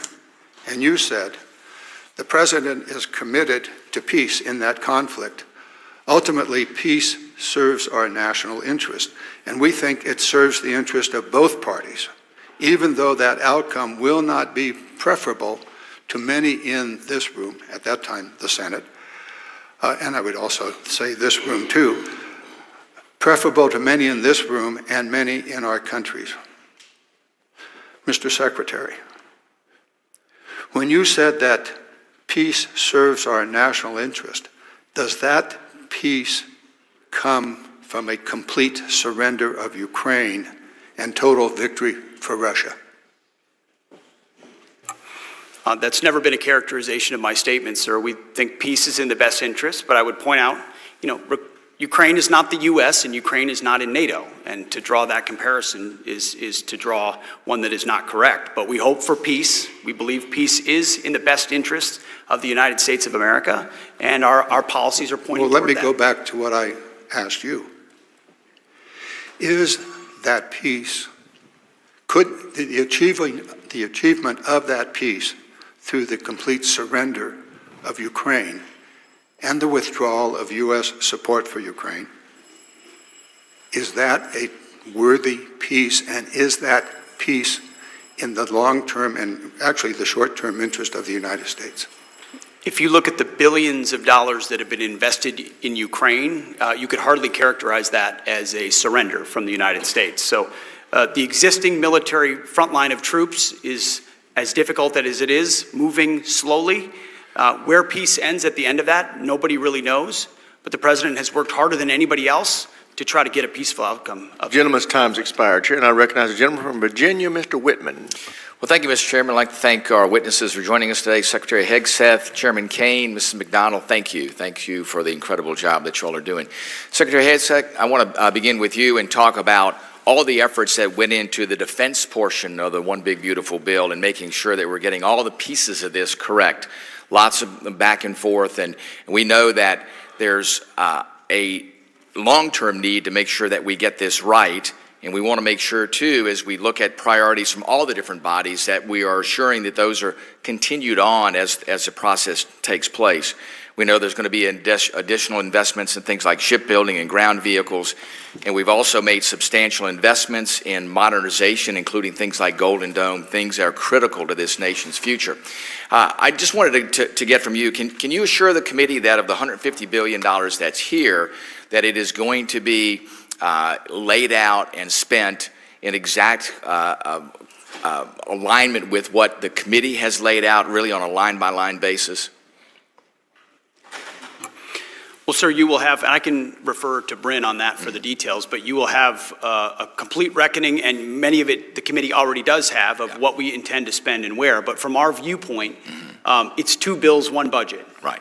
And ultimately, we've worked with the committee and will continue to ensure that every priority is funded either through the base bill or through reconciliation. But I defer to Bryn. Yeah, no, just concur with the Secretary. We've worked very well with Chairman Rogers' staff and with Senator Wicker's staff on it as well, and we'll continue to do so now that the data of the budget is released. That's great. Listen, I think it's key, especially since there are a lot of different moving parts here, to make sure that we're all in alignment with that. Yesterday, Admiral Kilby confirmed that the U.S. Navy still needs a sixth-generation fighter, that FAXX is still critically important. And earlier this year in our Tactical Air and Land Subcommittee, we received a lot of testimony about the continued requirement need for FAXX, the Navy's unique need to have that fighter that is able to function in a highly contested environment, having the ability to deal with even more ability for our adversaries to sense that aircraft. We know that in the FY25 CR, there was $453.8 billion, put $1 million put towards that. I'll get the number right. And in reconciliation, $500 million. So you can see Congress is consistently pushing ahead and saying this is where we need to go. And we'd be a little surprised if the support for this fell off, especially since we're looking at the requirements and not seeing any change there. So, General Kane, I wanted to get from you, do you still see the requirements for FAXX being the same today as it's been developed through the recent months by the Navy to project and say this is what the Navy needs in order to have that ability to provide a tactical air presence in places like the South China Sea and elsewhere where that environment is going to be highly contested? Congressman, thanks for the question. And, you know, as we look at the threat picture out in the Pacific, the requirements themselves, I think, are still valid. I think it comes down to a question that many of the folks on the committee have talked about, and that's the ability to produce at a particular time. And I'll defer to my civilian leaders on the timing and synchronization of that program. But we do need, you know, capability that is mobile, whether it's FAXX or others that enable us to win on the battlefields of the future. I'll defer to the Secretary and Bryn for policy-related stuff on the synchronization. Well, Secretary, I'll ask in addition to that, I think to build on Chairman Kane's comments, has the Pentagon's plans changed? Because, you know, since April, and especially in our subcommittee, you know, we've looked very, very specifically about this need, looking at NGAD, which the President's made a decision on, but then looking at the Navy's need. Can you tell us, are things continued on track for FAXX? Are there any changes there? Well, sir, as you know, certainly we have adjusted the way we see the world from the Biden administration through interim national defense strategy and planning guidance. Sure. That's what went into the decision that we made on F-47 or NGAD, and this budget has a significant investment in that. FY26 funds the complete design of FAXX. We're certainly reviewing it, working with the joint staff, working with the COCOMs, at its application around the globe. So it's in the mix. But we recognize we also need a capability as quickly as possible for the threats that we face. Yeah, very good. Thank you, Mr. Chairman. I'll yield back. Gentleman yields back. Chair now recognizes the gentleman from Massachusetts, Mr. Moulton. Thank you, Mr. Chairman. Secretary Hegseth, I'd like to clarify a few important details for the record. When you texted the launch time for F-18s going into combat over enemy territory facing anti-aircraft missiles on an unclassified signal chat, did that launch time come from Central Command, yes or no? I know what you're referring to, and there were no it's a very simple question. Did it come from? It's a very simple question. Did it come from Central Command? Well, in this committee, no way in which I communicate or what I communicate on a successful strike is something that I would share. So you can't even identify the combatant command under which this operation occurred? Well, everybody knows the combatant. Okay, so everyone knows it's Central Command. So when Central Command sent you this information, did they send it on a classified system or an unclassified system? Well, as you know, having served yourself, any way that the Secretary of Defense communicates or provides information in and of itself is classified and not to be discussed. So what was the classification marking of the launch time when it was sent to you? Because DoD regulations require information on classified systems to be marked. What was the classification mark time? Yeah, what was What was the classification marking? Because Again, DoD classifications of any information in an ongoing operation that was successful are not things that would be disclosed in a public forum. You know that. You can very well disclose whether or not it was classified. It's not classified to disclose whether or not it was classified. And in fact, DoD regulations state that any classified information has to be labeled with its classification. Was it classified secret or top secret? What's not classified is that it was an incredibly successful mission against the Houthis. Okay, so it was classified. So are you trying to say that the information was unclassified? I'm not Okay, trying to say that's what anything. I thought. You're not saying that. So you took classified information from Central Command that had a classification marking on it, because that's what's required by DoD regulations, and you put it on an unclassified system. So we're going to get a report in a few days from the DoD Inspector General. And if the DoD Inspector General finds what is pretty obvious, both to you smiling there in the witness seat and to all of us up here, that the information was, in fact, classified, do you plan to take any accountability for that? As I pointed out at the time. You said that accountability is back. Does that not apply to you? As I said at the time, Congressman, there were no names, targets, locations, units, routes, sources, methods, no classified information. Okay, so if it comes back that it is classified, will you take accountability or not? You've already admitted that it was classified because everything you get from CENTCOM is classified. You just explained that to me. That's how you justified not answering the question. Not what I said. I didn't confirm any classification or clarification. Okay, so if it is what confirmed, I know is that will you take everything I accountability? share, everything I talk about, Mr. Secretary, does accountability apply to you or not? is classified whether I talk or not. Does it apply to you or not? Does what apply to me? Accountability. You said accountability is back at the Secretary. And you know what? The Houthis were held accountable for shooting at our I'm just asking if it applies to very you. successfully. I'm not asking about the previous Houthis. administration let our ships get shot at, and nothing was done about it. And thankfully, because of the skill and courage of our troops on I'm the just battlefield, asking about we I actually reclaim my put them time. in a place I where reclaim my they time. called for a ceasefire. I reclaim my time. I'm just asking if accountability applies to you. It's a very simple question. We use leadership by example. Of course, unlike, I serve at the pleasure of the president like everybody else does. So it only applies to the president, not to you. I serve at the pleasure. You talked about the success of the Houthi operation. About how much money did it cost? How much money did you spend on missiles shooting at the Houthis? Well, you'd have to compare that with what it cost. I'm just asking how much did it cost? Divert our shipping lanes around. I'm told the it's sea. several $100 million, maybe close to $1 billion. How many U.S.-flagged commercial ships have transited the Red Sea since your so-called successful operation?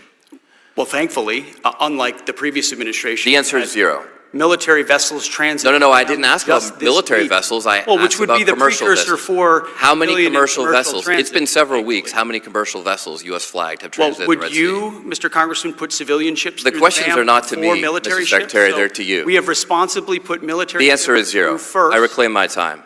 How many generals and admirals have you fired? I don't know the exact number, but. You don't know the number. It's 8. Can you explain why any of them were fired? Like, just explain, why was...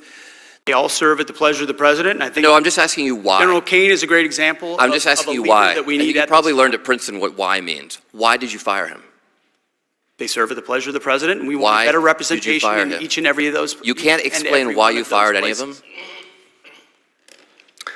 Gentleman's time's expired. Chair, and I recognize the gentleman from Georgia, Mr. Scott. Thank you, Mr. Chairman. Ma'am and Mr. Secretary, most of my questions are going to be for General Kane. I will tell you, Mr. Secretary, I would appreciate it. Opportunity to speak with you offline about a couple of things. I'm from Georgia. Spoke with you briefly. I supported Helen Julia Moore's name remaining on the base, as you know. I support Eisenhower's name remaining on the base. I don't want to go too far into that. I don't want any questions. But I will tell you this, the selection of Gary Gordon, one of the most valorous, heroic acts of any American soldier, certainly in modern times. He was one of the 2 soldiers that went in with Black Hawk Down, Delta snipers, that both died there together. I do have a suggestion on that. When the Army has named anything after Gary Gordon, Randall Schugart's name has been tied to the name. The Army has historically named things Schugart Gordon because those 2 guys went in together, they fought together, they literally died together and the historical accounts cannot figure out which one actually died first. And so if the name in Augusta is going to change back to Gordon, I just respectfully suggest that you consider Shoot Gordon is the Army who has historically named other things. You can't tell Gordon's story without Shoot Gordon's story. I say that respectfully. General Kane, the Communist Chinese Party assesses U.S. strength, that our strength lies in our alliances and partnerships. If they believe those ties are fraying, how can we use the Ukraine war to demonstrate U.S. strength, capability, and resolve to regain leverage over the Chinese and their assessments of the United States? Well, sir, thanks. Thanks for the question, and first, thanks for recognizing two great warriors who showed us what courage and tenacity look like when you infill into the place that they did on those two MH-60s, knowing full well what they were going to face on that objective, and then making the full commitment to give their lives on behalf of an injured teammate. That's what America looks like. So thank you for highlighting that, sir. Bless you, Congressman, by the way. He's a SEAL. Yes, sir. Yes, sir. I know a lot of SEALs. Sir, I think, mill to mill, military to military, our relationships with allies and partners around the world remain incredibly important. I'm grateful to serve alongside so many great, not just joint force partners, but international partners as well. And I think that the courage and tenacity that our forces out in EUCOM have shown through this journey, and the teammates that they've built on both sides of those borders is an example of what we should be doing. If I can follow up with that, the assessments, Ukraine would survive 9 days, 10 days, some 15 days at the outside. But the rapid innovation cycle that they have candidly taught us, in some cases, how to do, how do we implement that into the U.S. Defense Industrial Base and get our weapons developed as fast and candidly at the cost, because we cannot afford to pay what we're paying per weapon for what we're going to have to do. And at the same time, how do we develop the defense systems against drones so that we don't lose multi-million-dollar tanks to $5,000 drones? Yes, sir. Thanks for highlighting the innovative, entrepreneurial, and diabolical spirit of attack that exists out in that part of the world. And, I've been out there and seen what they're doing in terms of drone manufacturing, iterating on the line, linking up with partners, taking the fight to the enemy out there. It's impressive. And we've learned from those examples. That same spirit of innovation has come back to the United States. And when I think about rebooting our defense industrial base and our national industrial base, I think of it through 4 C's. And it starts with that culture that you're alluding to about innovation and entrepreneurialism inside combat.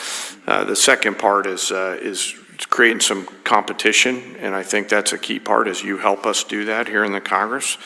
Third thing is we gotta write better contracts on our side. 100%. And we have to be better buyers and share the risk, as I've talked about with the chairman before. And Gentleman's time's expired. Chair, I recognize the gentleman from California, Mr. Carbajal. Thank you, Mr. Chairman. It shouldn't come as no surprise that I have serious concerns with both the deployment of the National Guard and the Marines to Los Angeles. I served in the Marine Corps. We are trained to be war fighters, not for crowd control. Everyone here should be alarmed that the President has sent armed forces into a city against the wishes of a governor and mayor. I am concerned this administration is purposely escalating the situation with this step and politicizing our armed forces in the process. Let's call it for what it is. It's political theater. Hegseth, are the Marines in Los Angeles ordered to protect property by any means necessary? Sir, I would say the ICE officers and police officers being attacked is not political theater. The National Guard and Marines. Just yes or no. Just yes or no. The National Guard and Marines have the full authority to protect federal ICE agents, Yes or federal no? agents, and Just, federal buildings. can you just say yes or no? This isn't Fox anymore. Just yes or no. They're there to protect federal agents and federal. Another BS answer. Under the SRUF, the use of force, are Marines allowed to fire warning shots? No. Now that's more like it. Isn't that easy? Well, you know, I'm going to beat this drum because you refuse to take responsibility. Will you take responsibility for having made a mistake? Not to mention, many people would say break the law in participating in the Signal group chat that included a journalist, your wife, your brother, where classified information was shared. Sir, every way I communicate is authorized. Every way I communicate. Okay, if you want to say that. I have called for your resignation. I didn't think you were qualified before your confirmation, and you have done nothing to inspire confidence in your ability to lead competently. You broke the law in sharing classified information, and in doing so, endangered the lives of our service members that you are responsible for. Your inability to hold yourself accountable makes you incapable to lead. This alone makes you unfit to be the Secretary of Defense. Secretary, do you think the United States should continue supporting Ukraine in its fight against Russia, a nation that is hostile towards the United States? Well, as you know, sir, President Trump is committed to peace. No, I just want yes or no answers. The United States has spent billions of dollars. Yes or no? supporting Yes or Ukraine no? over years. Just yes or no. Can I get a yes or no out of you? We continue to send Come on. presidential drawdown. It's that authority. easy. Kindergartners Ukraine. can give me a yes or no. Yes or no. Yes, we support peace in Ukraine. Come on. Is this really leadership? You're an embarrassment to the United States. If Russia invades NATO allies, are you going to recommend to the president that we fulfill our Article 5 obligations? Well, Russia has not invaded NATO allies. No. I just President need- Trump no. has invigorated the NATO No. alliance. I reclaim my time. Yes or no? It's Yep. that simple. There's Article 5 in NATO, which we recognize. So is the answer yes or no? That's what Article 5 is, yes. Good. I'm glad you brought yourself to saying yes. Do you think political allegiance to Trump is a requirement for serving our nation, either in uniform or a civilian in the department? I'm incredibly proud, as are millions of Americans. No. Not today, Hegseth. Yes or no? Congressman, you know what a silly question that is. But silly enough fidelity to to the warrant a Constitution. very straightforward answer. Yes or no? We all support and defend the Constitution of the United States. You know what? Proud to I'm not going to waste Trump. my time anymore. You're not worthy of my attention or my questions. You're an embarrassment to this country. You're unfit to lead.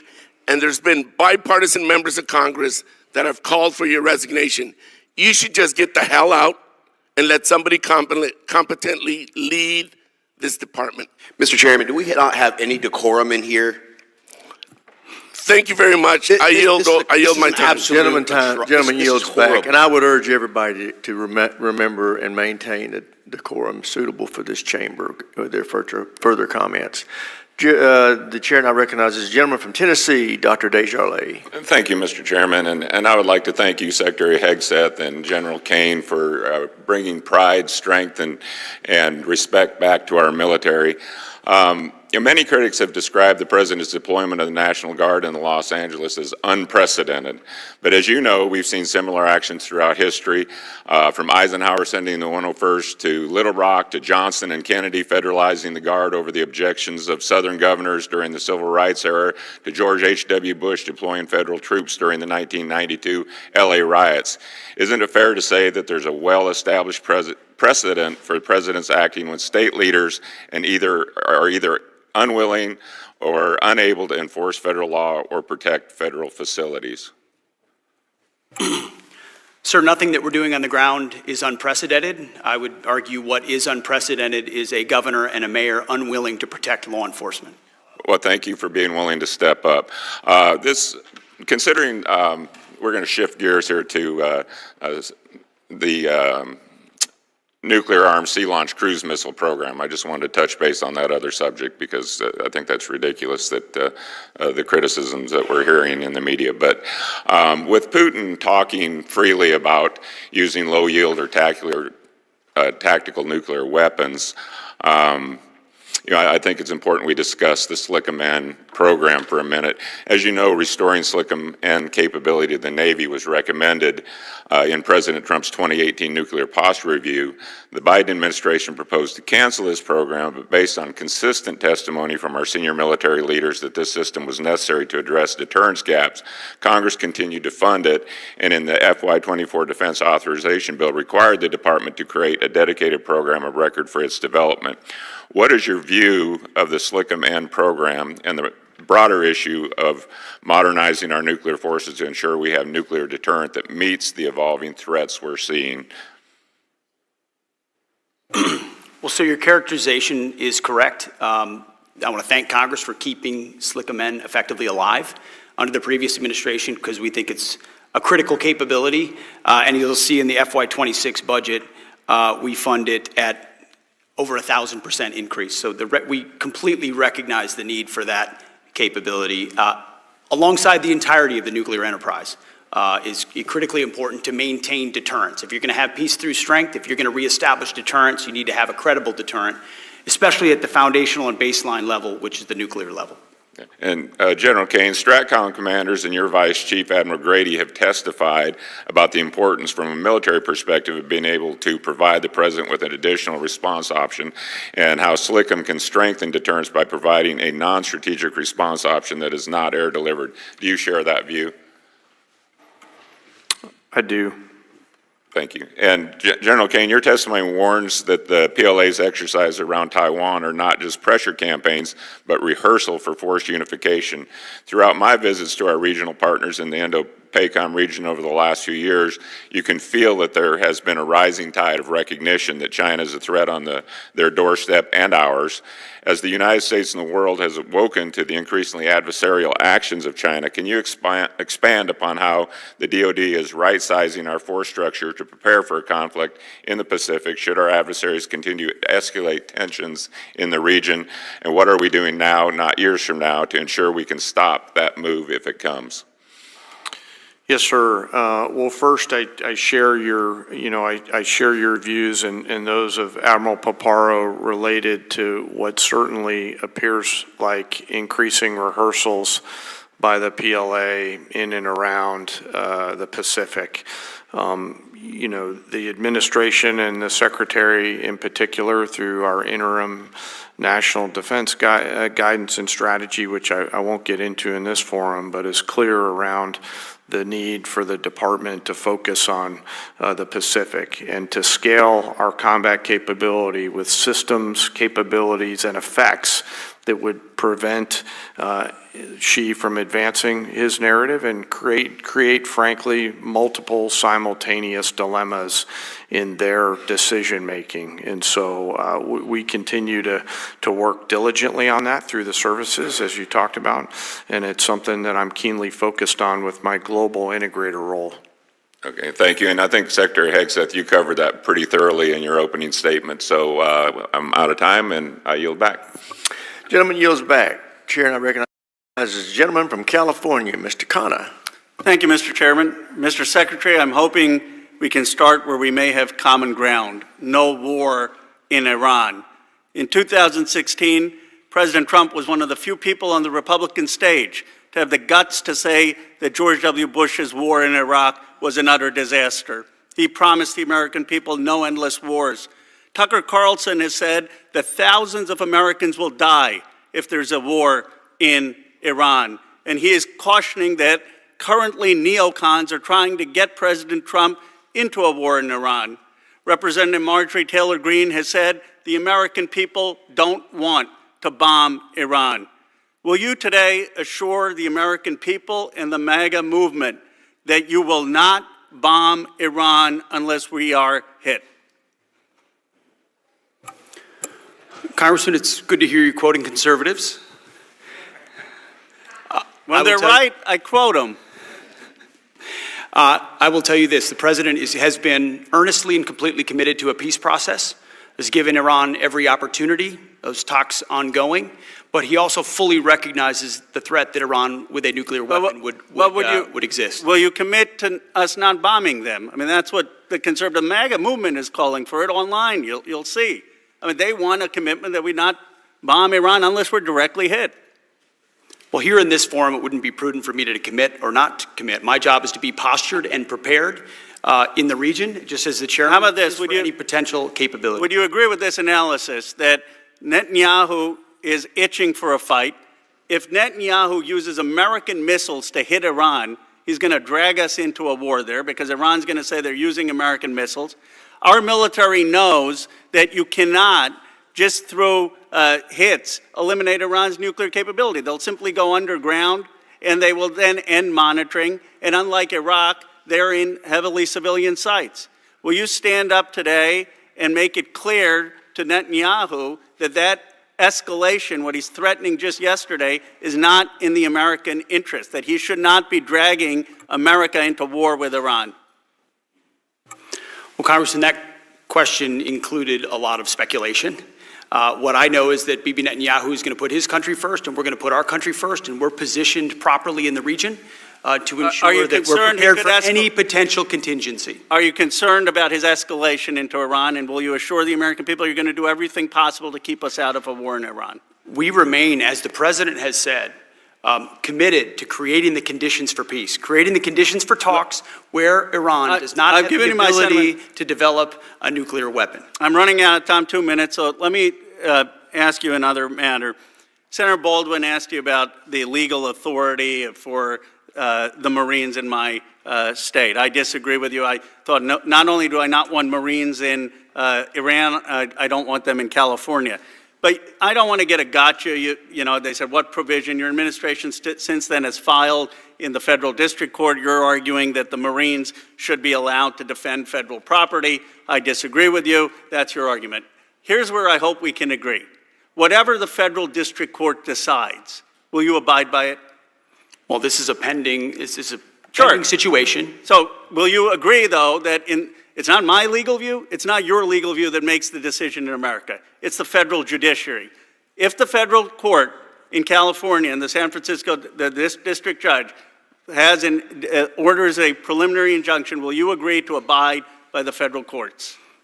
What I will tell you is my job right now is to ensure the troops that we have in Los Angeles are capable of supporting law enforcement in there. Sir, I agree with that, but will you? And we know we have the constitutional and statutory authority. That's fine, but can you just assure us that you'll abide by the decisions of the courts?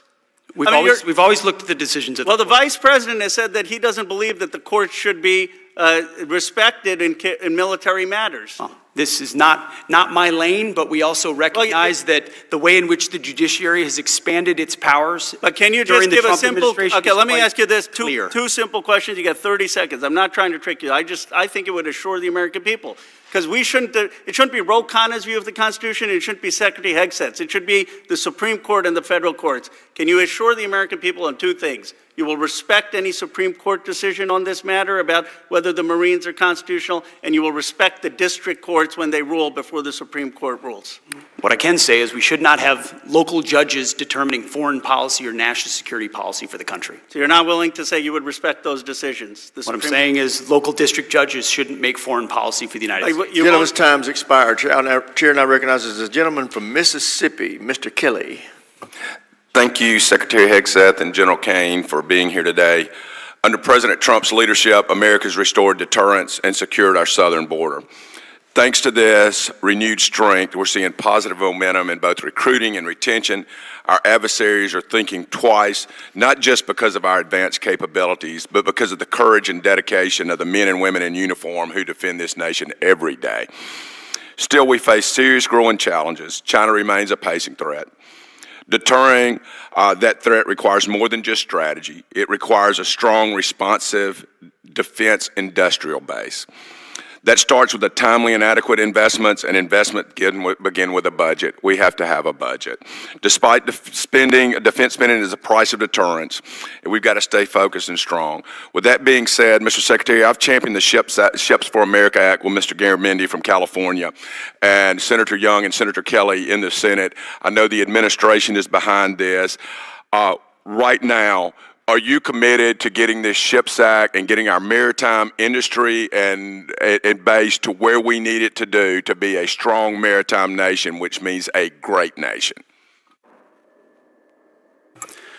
Sir, I would refer to Bryn for the actual details of what is included from that bill in our budget, but I can say top line, we are historically committed. $47 billion in shipbuilding in this budget alone. It was mischaracterized because of baseline versus reconciliation, but when you look at the total investment, historic. Same with defense industrial base. So we recognize the failures and failings of the past. We're also not just pouring money into the same processes. We're hiring innovators, and we've got secretaries who are driving change, personally reviewing each shipyard across the country to recognize what's failing and what isn't, how we address workforce issues, how we address modernization. I'm going to take that as a yes where I can get something else, because we work with the administration, the Senate, and the House, bipartisan, bicameral, throughout the administration to get that done. Acquisition reform. General Kane, thank you for your leadership.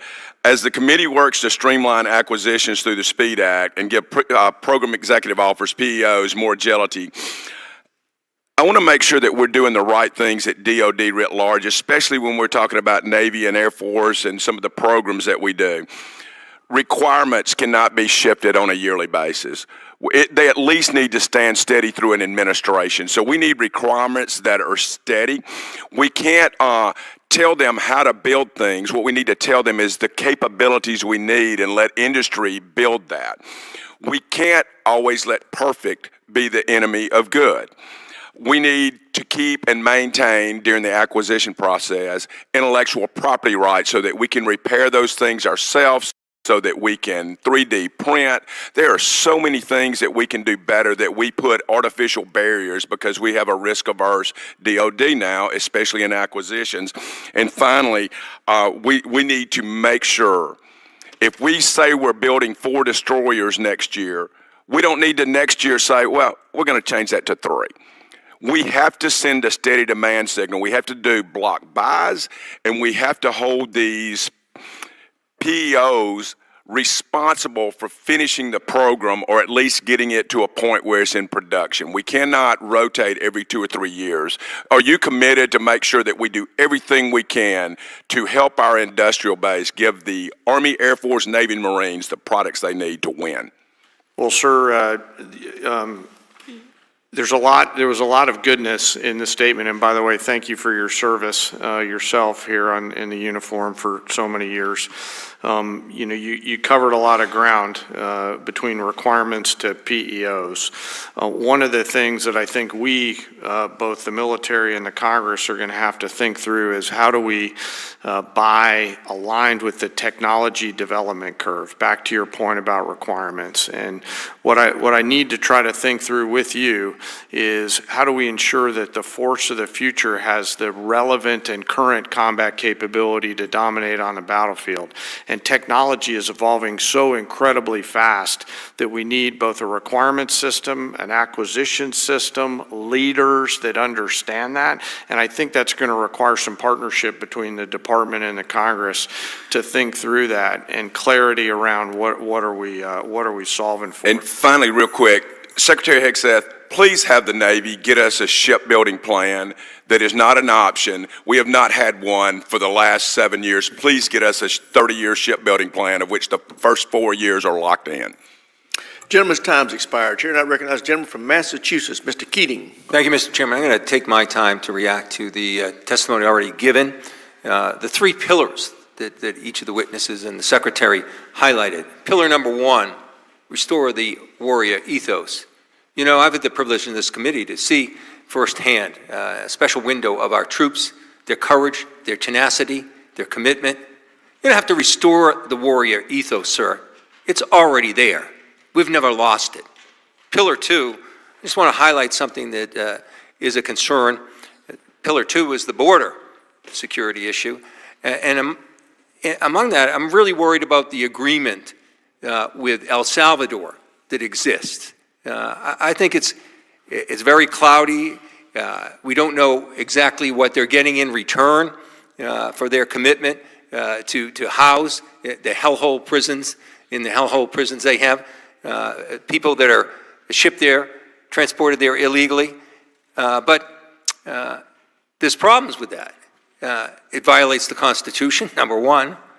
It violates the First Step Act that President Trump paraded around and took so much credit for in his first term, he and his son-in-law, Jared Kushner. It violates the Leahy Law, which prohibits federal money to be used for prisons of that type. It violates the Foreign Assistance and Transparency and Accountability Act that our Secretary of State was a proud sponsor of, that demands taxpayer accountability for monies, because all we know is the White House has said they've given El Salvador, given their strongman, Bukele, $6 million. But then they're holding another $15 million in international narcotics and control and law enforcement to the side for prospective use here. And of concern, too, is we're now transferring helicopters, military assets, to Bukele. We're giving him helicopters. And I'm concerned about that. Supposedly it's there for humanitarian reasons. It's being taken away from the Drug Control Task Force dealing with the fentanyl issue. And now it's there for humanitarian reasons in Bukele's control. And I'm just worried about going down the road here. I think there should be strict oversight of what they're getting from the U.S. If that's not there, and there's dark money and dark assets being passed, we could have the makings of another Iran-Contra. Thirdly, the third pillar, deterrence. And I look to what every expert militarily, from a security standpoint, said is the greatest deterrent that we have with China and Russia, and our greatest weakness if we lose it. And that's the war in Ukraine.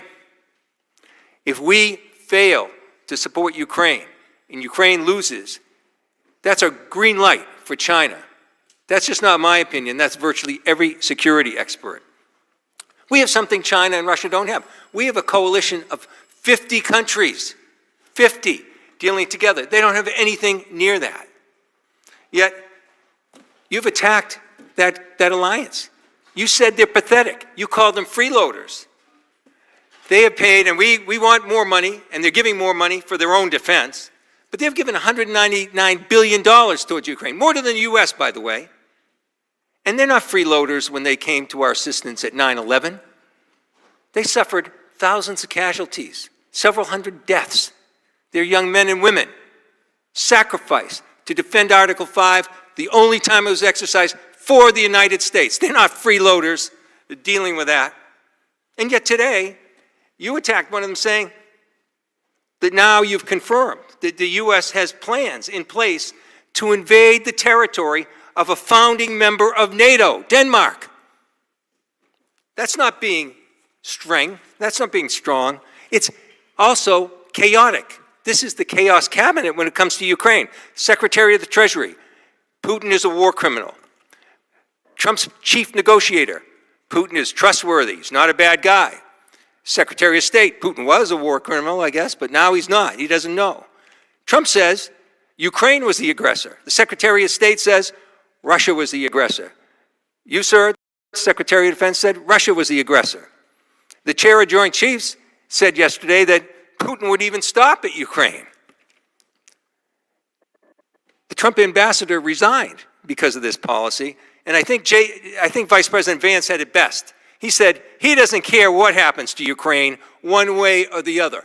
That is not strength. That is not using our coalition. That is not deterrence. You're wrong on all your pillars. I yield back. Gentleman yields back. Chair now recognizes the gentleman from Nebraska, Chairman Bacon. Thank you, Mr. Chairman. I want to welcome all three of you here. I appreciate you being here, and I want to congratulate the chairman. I served 3 decades in the Air Force. I didn't serve with you, but many of my friends have, and they think very highly of you, so our congrats. Mr. Secretary, during your comments early on, I would say I agree with you. Homeland security, defense of the homeland is important. China is our pacing threat. I agree with that. But we never hear Russia. You didn't mention it in your comments up front. It's not just you, it's the entire administration. 2/3 of Americans see clearly that Russia is a threat, that they're the aggressor in Ukraine. It's in our national security interest that Ukraine prevails here, because Russia will not stop Ukraine. Just this week, Putin said that he would only stop the invasion of Ukraine if we pull out of the Baltic countries. I mean, this just gives you some insight to what Putin's thinking. What we see right now in the administration is some moral blindness here. We want moral clarity, and we want strength when it comes to Russia. Secondly, I also share concerns about the firing of the generals. Yes, it's currently very much your constitutional right to fire and hire generals, and the president has that right. But there's also decency involved here. I've known many of these people. I was served with most of these folks when I was a colonel and as a one-star. I knew one as a captain. They served their whole adult life. And I think they deserved an explanation why they were fired. And I think the American people deserve that as well. And the impact on Cyber Command, having General Hawk fired. We groomed him for over a decade to fill those shoes. And I don't know that anybody can fill those shoes right now. It's going to take a year or two for people to get there. I really believe that the most happy people on the firing of General Hawk was Russia and China. Now for my questions. I'm on the Cyber Subcommittee, I chair that committee. We learn, and we know, and I know you all know, that Russia and China are attacking us every day. I also have learned that within the executive branch, there are very limiting rules of engagement on what Cyber Command can do in response. I would ask both the Secretary and the Chairman if you would review those rules of engagement and see if they're right. I think we should be carrying a bigger stick here when we're being attacked every day. So would you at least look at those rules of engagement and consider revamping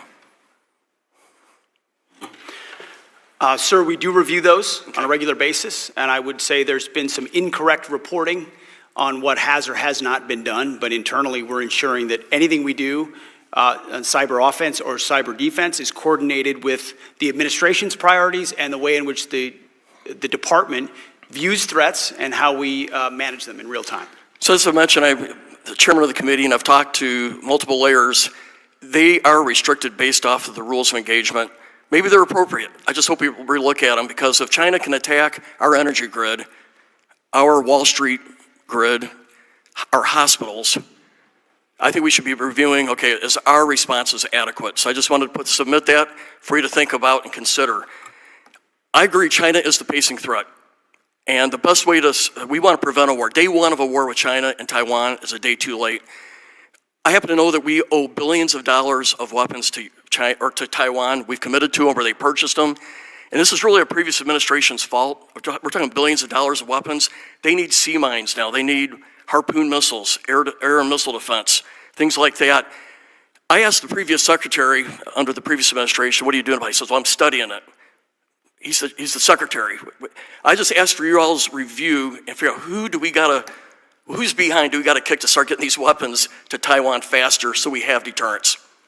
And I just appreciate your comment to that.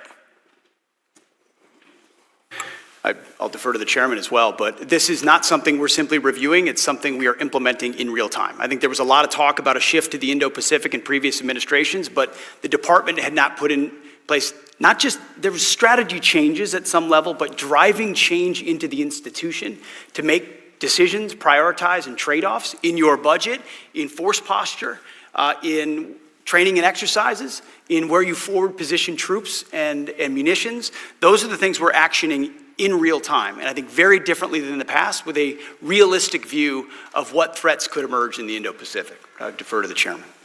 Sir, I'll just add in general terms about the size and capacity of our defense assistance worldwide, you know, that all tacks back to our national and defense industrial base. And what I'm encouraged by is the leaders that we have in the department, in the joint force, and in the Congress right now. It feels like if not now, then when? And if not us, then who? And these are the right leaders across the USG to get after this and to support through Let's turn this fight now. Gentleman's time's expired. Chair now recognizes the gentlelady from Pennsylvania, Ms. Houlihan. Thank you, Mr. Chairman. Mr. Secretary, I've been looking forward very much to our time together. My name is Chrissy Houlihan. In addition to representing a part of Pennsylvania, the 6th District, I also am a veteran. I come from a family of veterans and service members, and it's very deeply personal to me, this conversation that we're having, as I know it is to you as well. Over the last several days, I've had the opportunity to watch a bit of the hearings that you have testified at this week, and I can see and know that you have quite a bit to say. But since I only have 5 minutes, I'm going to try and focus my time on a concept that you talk about very frequently, and that is lethality. By definition, lethality simply means being capable of causing death. Secretary Hegseth, I have a couple of clarifying questions that I'd like very much to get through. So in the interest of time and efficiency, I would ask just simply for a yes or no from you for the answers to these questions in advance, and I thank you. So given that definition of lethality, would it be fair to say that both men and women are, generally speaking, capable of causing death? It depends. Yes or no, sir? Depends on the context. Yes or no? Yes or no? Are men and women capable of causing death? It depends on the context. Yes or no? It depends on the context. It's unbelievable to me that you can't come up with an answer whether or not a man or a woman can cause death. That's an obvious yes. Would it be fair to say that the U.S. military trains our soldiers in multiple ways to be capable of causing death, whether they are men or women? That's a big part of our job. Yes. Would it be fair to say that both men and women are capable of pulling a trigger of a rifle to cause death? Yes or no? Sure. And would it be fair to say that both men and women are capable of operating an unmanned combat drone or maybe pushing a button to launch a missile to cause death again? Yes or no? I know what you're getting at, ma'am. Yes. But it is, so lastly, men and women sir, carry equipment differently, a 155 round differently, a rucksack differently, reclaiming a 240 my Bravo time, machine gun I asked differently. about missiles and drones, sir. It is the gentlelady's time. Reclaiming my time, Ms. Pauls, sir. it is the gentlelady's time. Would it be fair, finally, to say that both men and women are capable of piloting a jet or a helicopter to combat people and to cause death as a consequence? A lot of wonderful female pilots. Yes or no?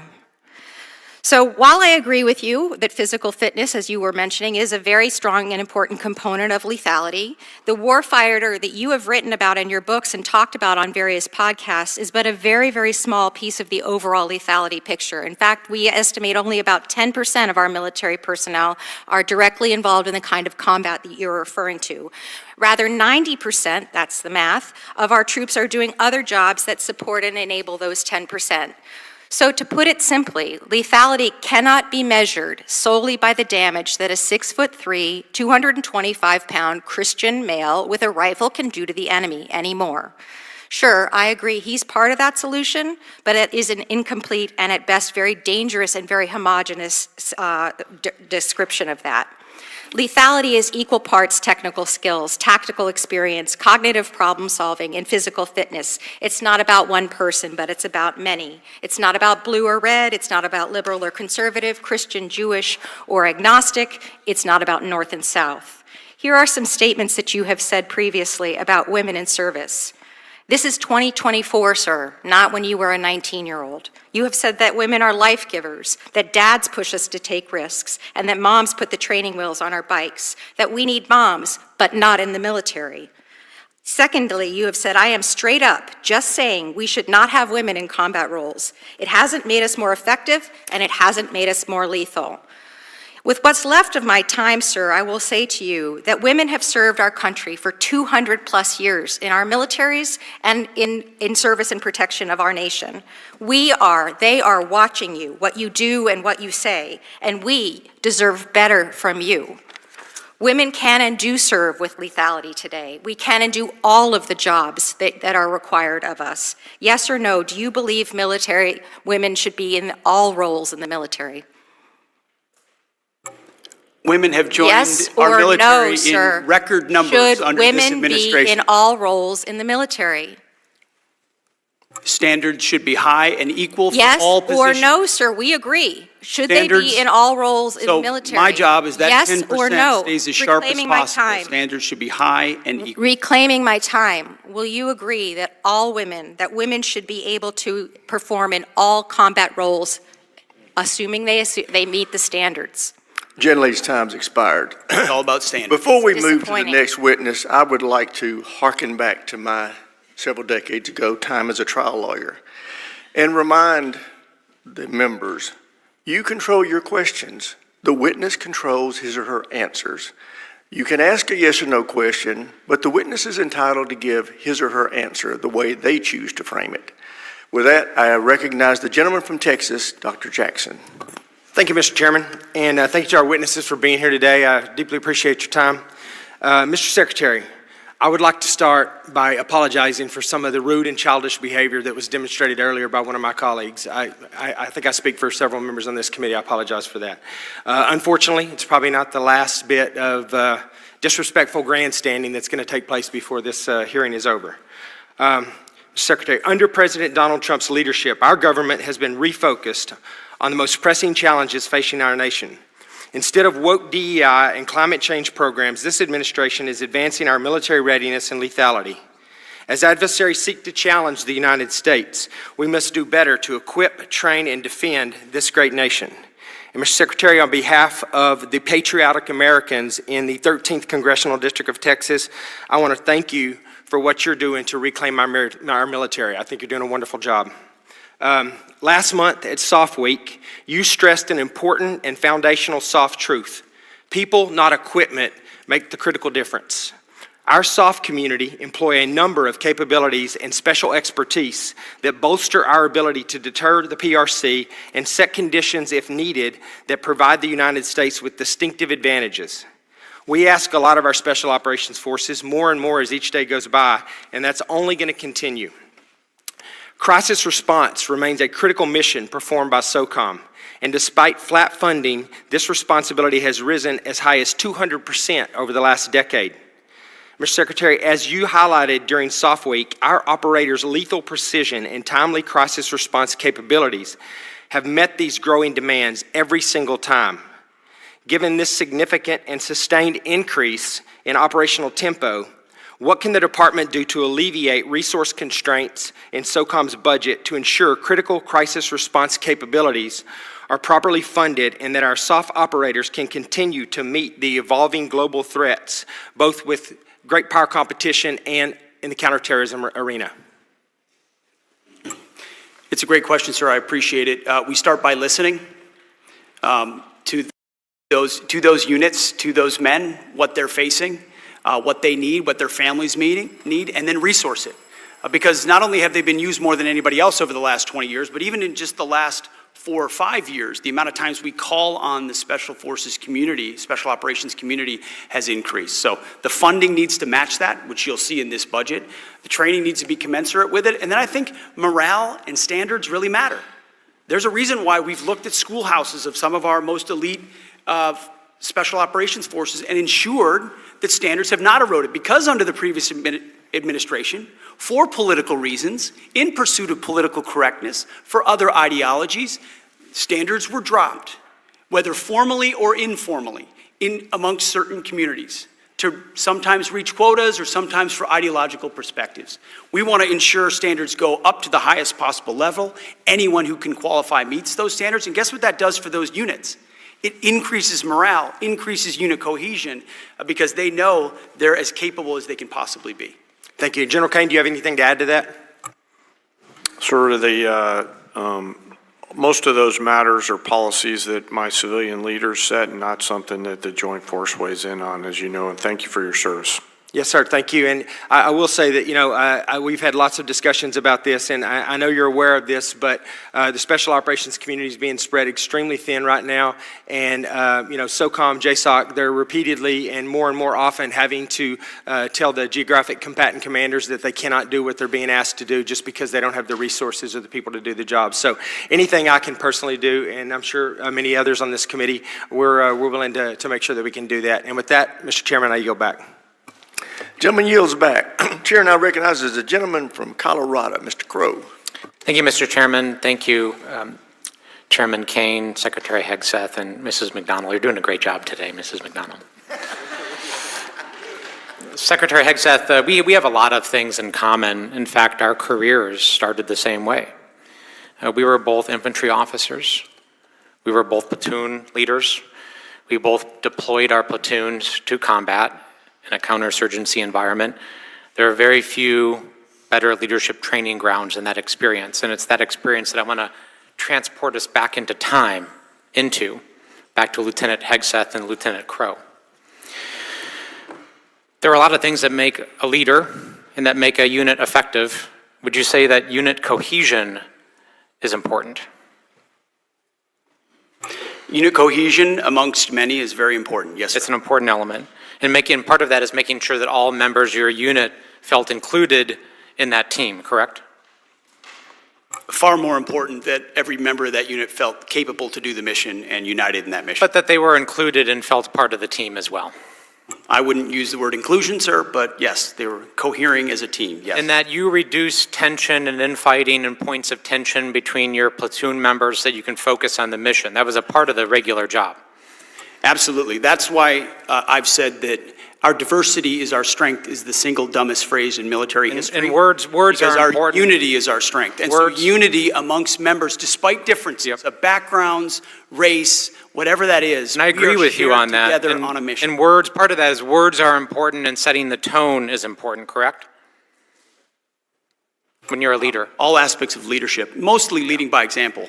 Did you ever tell them your political affiliation? Guidance. Did you ever tell your platoon members your political affiliation? We certainly discussed lots of topics, and I'm sure my political affiliation. Did you ever ask them theirs? No, their political affiliation was never a concern to me. Because it's important that everybody feel included and that people weren't excluded, correct? That would be antithetical to leadership. I'm sure my platoon contained Republicans, Democrats, and Independents, and I had no idea what their affiliation was. Okay, that was actually my next question, so I appreciate you answering that. You led your unit in a counterinsurgency environment and you interacted with civilians, correct? Interacted with members of the civilian population in Iraq, sure. Yep. And you were in fact a COIN instructor, a counterinsurgency instructor, correct? In Afghanistan in 2011 and 2012, I was the senior counterinsurgency instructor. And you signed off on a manual. There's actually a counterinsurgency manual that you signed off on and helped create. And your name is on that manual, correct? We were a part of creating a lot of content at the COIN Academy, yes. Do you remember this portion of the manual? It says if you've killed 2 innocents, you've set yourself back more than you've moved forward. Do you still agree with that? I would have to take a look at the manual, but obviously no one in warfare is seeking to kill innocents. Okay. Because it's important to show why we're different from the enemy. Because we're not the enemy, right? We're different from our adversary. Would you agree with that? We have different morals and different values. We are not the enemy, sir. We have different morals and we have different values than the enemy. We have a code, a uniform code of military justice. The answer to that is inside yes. our formations that You're not trying to compare us to Al-Qaeda and ISIS, are you? We're different. I know the code of the United States military and army that I signed up for. You can't tell me whether we're different? My right hand. You're not willing to say we're different? Of different? course we're different. Okay, thank you. It's absurd.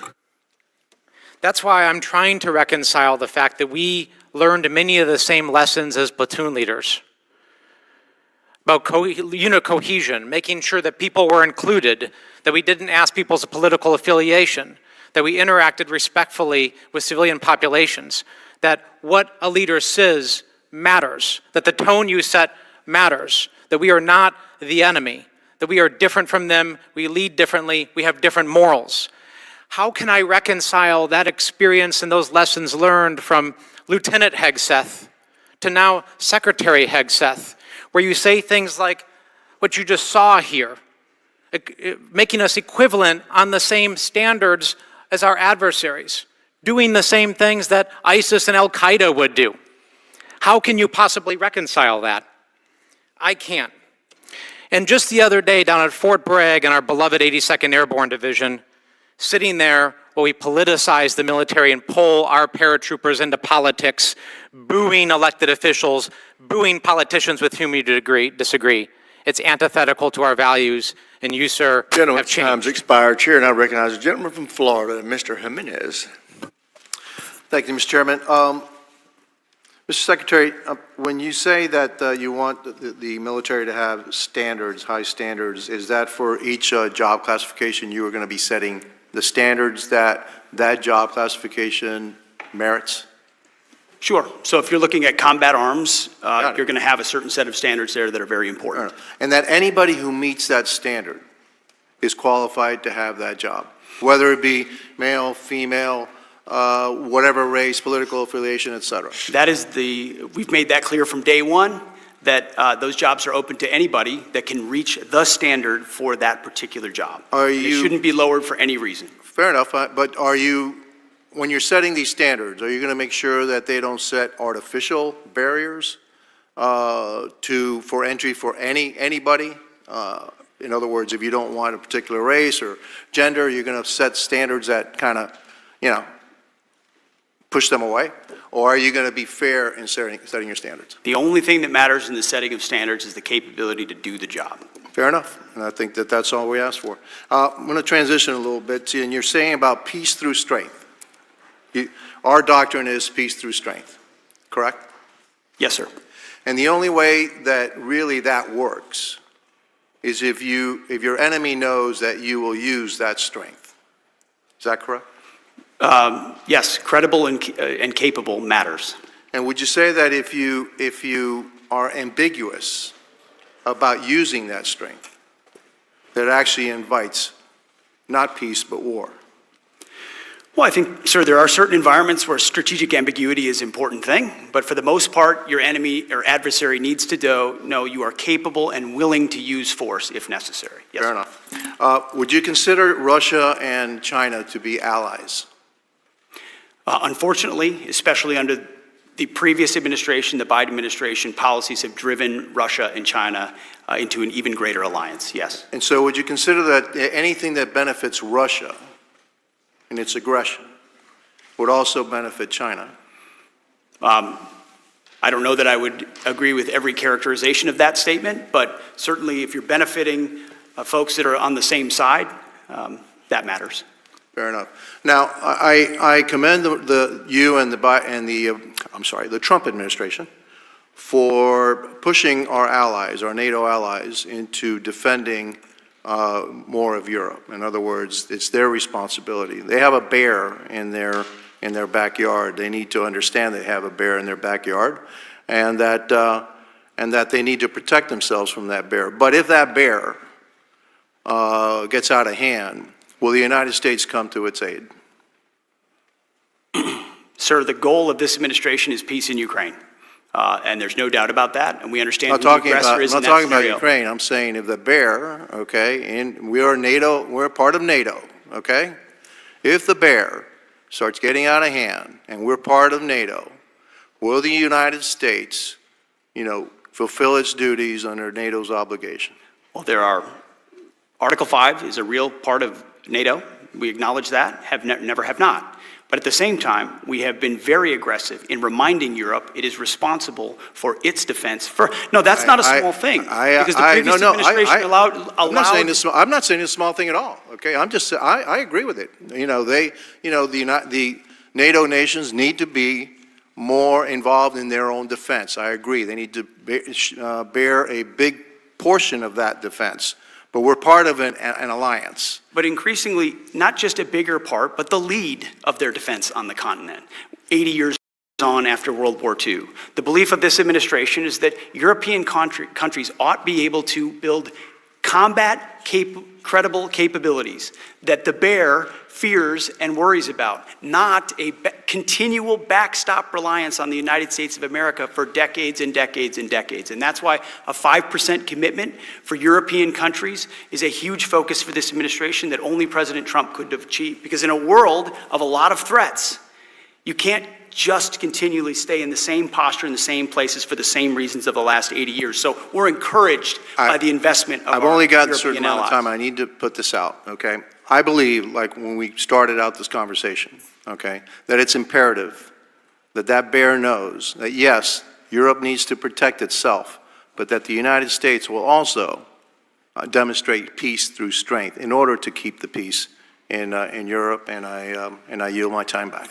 Gentleman yields. At this time, the chair would like to note that at approximately 12:30, the committee will recess for 15 minutes and reconvene at 12:45.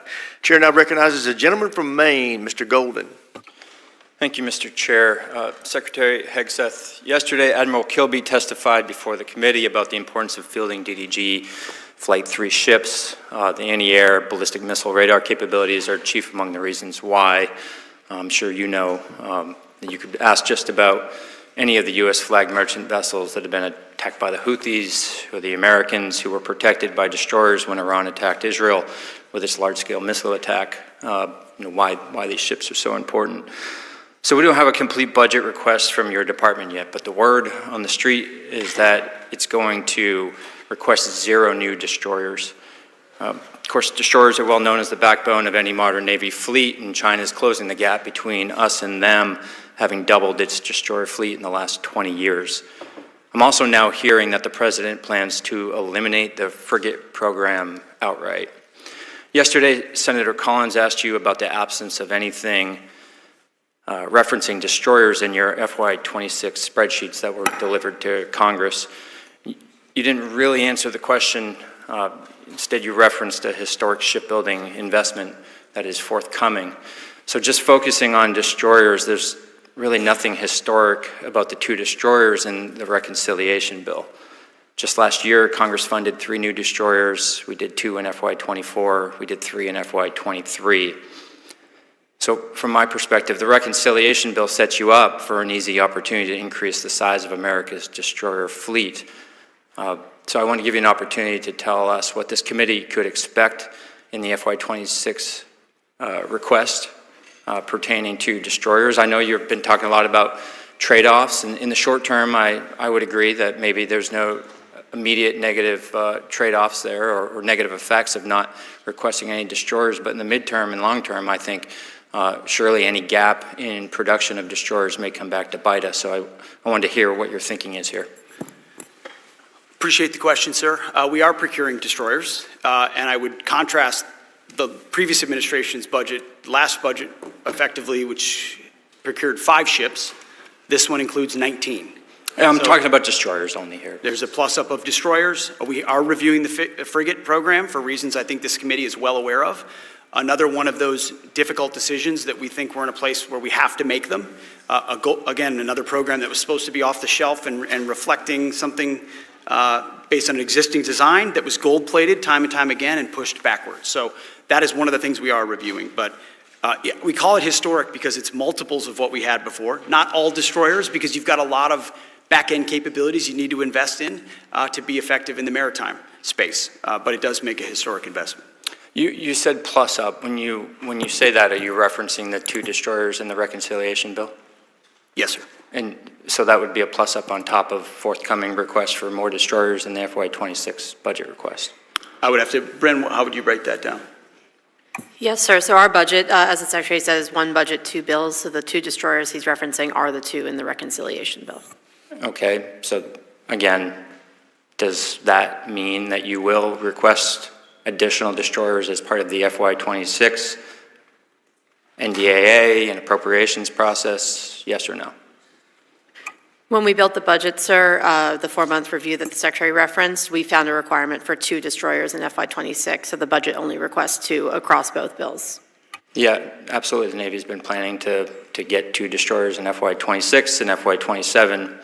However, I think this committee, the Senate, appropriators as well, have been pretty clear that the destroyers in reconciliation were to supplement that anticipated request of 4 ships in 2 years, not supplant it. So, I suppose if that's all you're asking for, it'll be up to members of this committee in the Congress whether or not we want to exercise what we think is the right call here, which would be to grow the size of our destroyer fleet, not slow down its growth.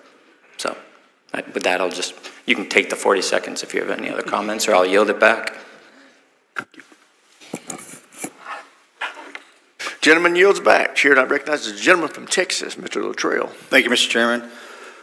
Mr. Secretary, General Kane, and Ms. McDonald, thank you for joining us today. Mr. Secretary, I'm very laser focused in on the advancements and the build out of hypersonic capabilities in our military.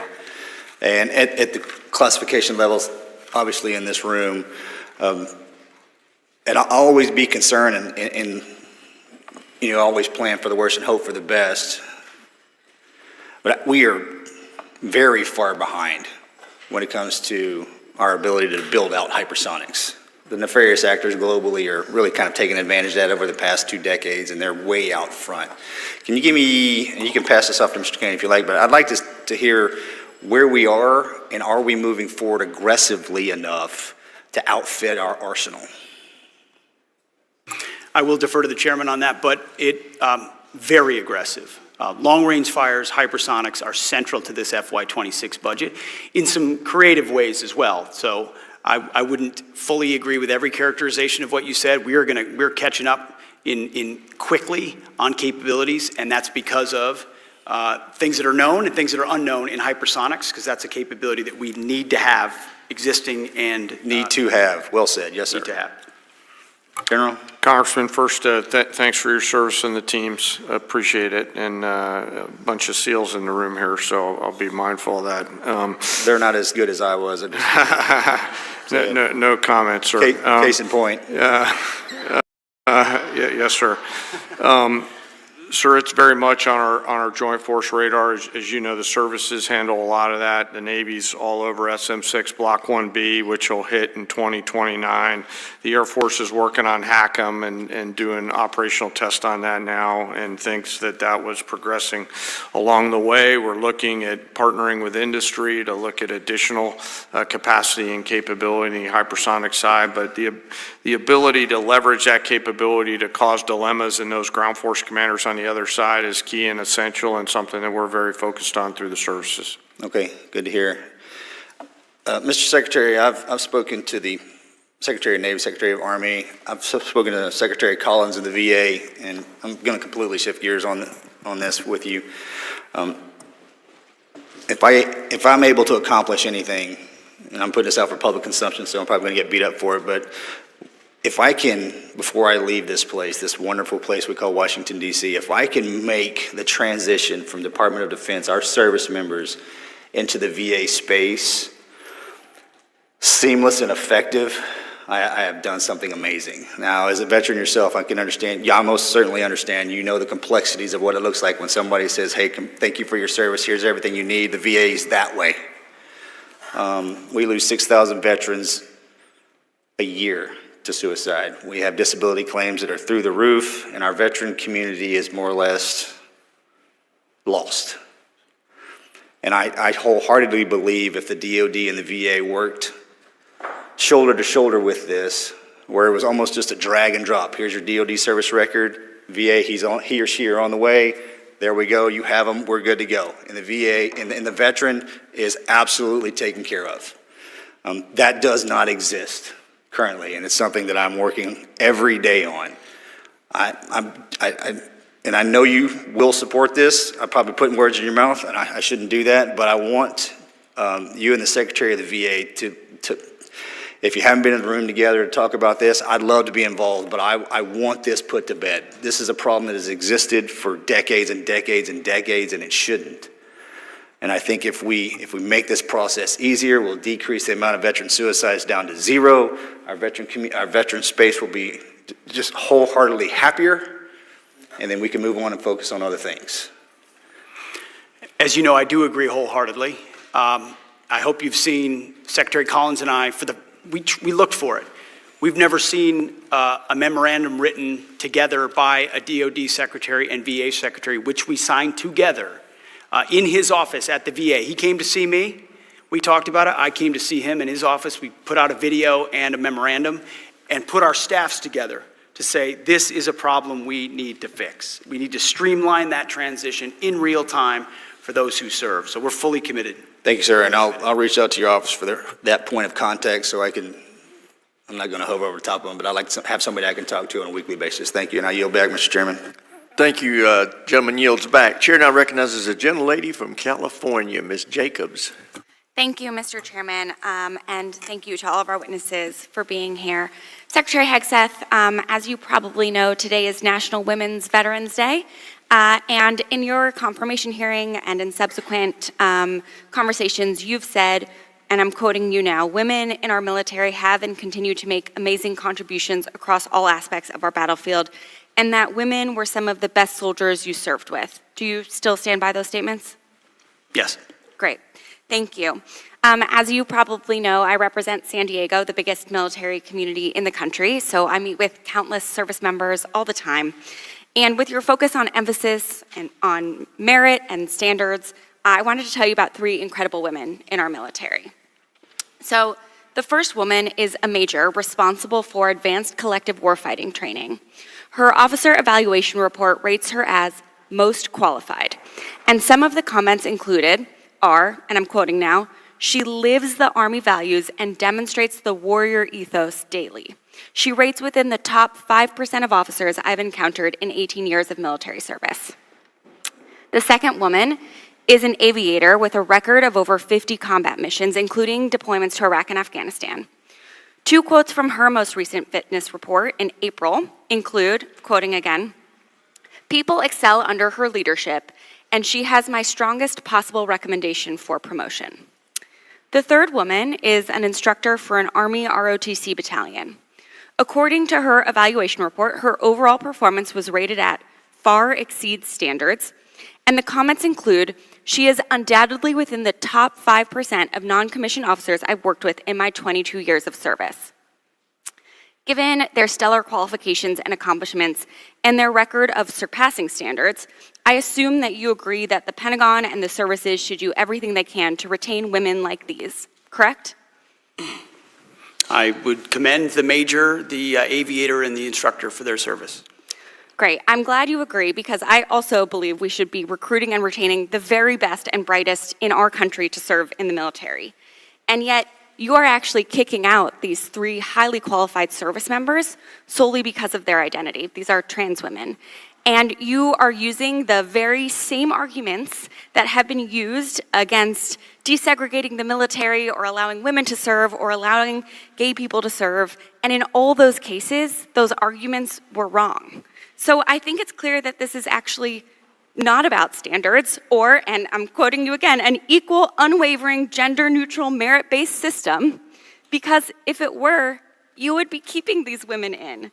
Instead, you are the one injecting culture wars into the military, and it's at the detriment of our military readiness and national security. Now, General Kane, I'd like to turn to you. So to be clear, these are men who think they're women.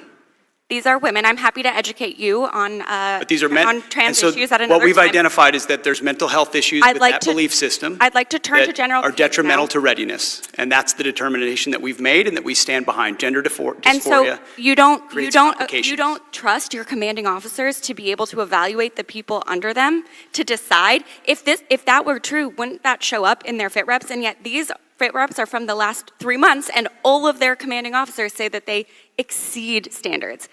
I'm turning to General Kane now. General Kane, I'd like to touch on something you said yesterday before the Senate Appropriations Committee. When asked whether the United States is under a foreign invasion, you said, "At this point in time, I don't see any foreign state-sponsored folks invading." Despite that testimony, 2,000 National Guard troops have been federalized and deployed to Los Angeles, and 700 Marines from my community of Southern California are now on the ground there as well. And on Tuesday, President Trump, flanked by hundreds of uniformed troops, said they are there, said this is the reason they are there. They are there, I'm quoting now. "Generations of Army heroes did not shed their blood on distant shores only to watch our country be destroyed by an invasion." General, have you personally informed the President that according to your own assessment, there is no invasion? Ma'am, first, the definition of an invasion, whether or not that's a policy, that's really a policy decision. And, from a military-only perspective, I, stand by what I said yesterday. But, my advice to the President in any particular matter from a security standpoint, or for the Secretary for that matter, I keep that between them. I understand that, but the highest-ranking military advisor in the country does not believe there's an invasion, and yet the President of the United States is federalizing the National Guard and Gentlelady's time's expired. in the name of an Gentlelady's time's expired. This will be the last member before we have our break. Gentlelady from South Carolina is recognized. Thank you, Mr. Chairman. And just to clarify, I want everyone to know that men are not women, and I find it deeply offensive as a woman who's broken glass ceilings. So to all the women out there, who are fighting their way through their track meets, their scholarships, their jobs against mentally ill men. I want you to know, Republicans, we see you and we support you. Thank you, Mr. Chairman, and thank you to Secretary Hegseth and General Kane for joining us today. The Department of Defense and our armed forces exist to protect our country's interests and our citizens' freedoms. Under the previous administration, this mission was supplanted by divisive ideology and social experimentation. Allowing ideological advocacy to come before military readiness was an enormous mistake. At the direction of President Trump and under your leadership, the DoD is rightfully returning to its focus on lethality and readiness. Our country faces a complex array of challenges and must maintain unparalleled readiness. The changes you are implementing at DoD are critical to returning our military to its core mission. So I have a few questions for you, Secretary Hegseth, today. How much did the Biden administration spend on DEI programs at DoD? Well, when you look at directly or ancillary reflections of it, it was billions of dollars, ma'am. And did it focus on equitable outcomes rather than merit or improve our effectiveness in the military? No, I think if you look at ongoing operations under the Biden administration and also recruiting and retention under the administration, it was a distraction, not an enabler. Do DEI programs make our military more lethal? No.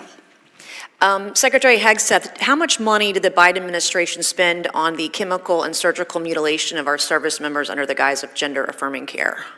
I don't know, but $1 is too much. I agree. Did sex change experiments in the chemical and surgical mutilation or castration of service members improve our defense capabilities and make us more lethal? No. That's what I thought. Secretary Hegseth, can a history of mental health conditions disqualify someone from military service? Yes. And is gender dysphoria a documented mental illness included in this list of disqualifying conditions? It was not, but it is now, per an executive order from the White House and reinforced by the Defense Department. Gender dysphoria is properly recognized as a mental disorder and a disqualifying one for military service. God bless America. Okay, so I welcome the announcement of the Navy that they would be ending animal testing on cats and dogs. Huge win for animal lovers and those against the barbaric treatment of cats and dogs. However, I understand there are still some active Biden-era dog and cat tests being funded by the DoD. Secretary, do you plan to end these experiments as well? As you know, Congresswoman, we've looked at a lot of those, we've reviewed a lot of those, and we've ended a lot of those. There are probably others under review, and we will do that. I would love for you all to do a review and eliminate all of them, to see them ended as well. Do you think you'll enact a DoD-wide ban on conducting or funding cat and dog experiments? Do you think that'll be in the future under your leadership? We will review that. Right now, our focus is studies that actually add to our capability, our readiness, our warfighting ethos. So if they don't contribute to enabling better capabilities, then they will be reviewed and ended. Okay, and talk to me about recruitment. How far, you've already hit your recruitment numbers this year so far, right? Or close to it? In record numbers, yeah, months and months ahead in all services. Why do you think that is? Well, I think a new commander-in-chief was elected in November and inaugurated in January, and I used to call it the Trump bump. I think you can't call it that anymore. It's a tsunami of young Americans who believe in the direction President Trump is taking the country, and specifically his leadership as commander-in-chief, and they look at a fighting force that's going to be back to basics. We get accused of wanting to do ideology. It was ideology on the other side that was pushed into the military. Yeah. We're pulling that out and getting back to basics, fidelity to the Constitution, focus on warfighting.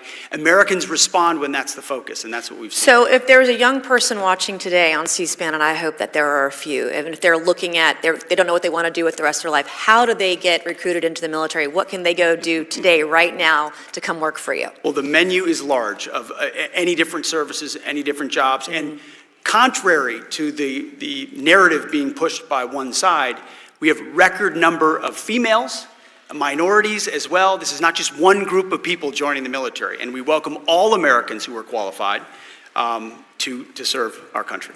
Thank you, Mr. Chairman, and I yield back. Gentlelady yields back. As previously stated, the committee will stand in recess for 15 minutes.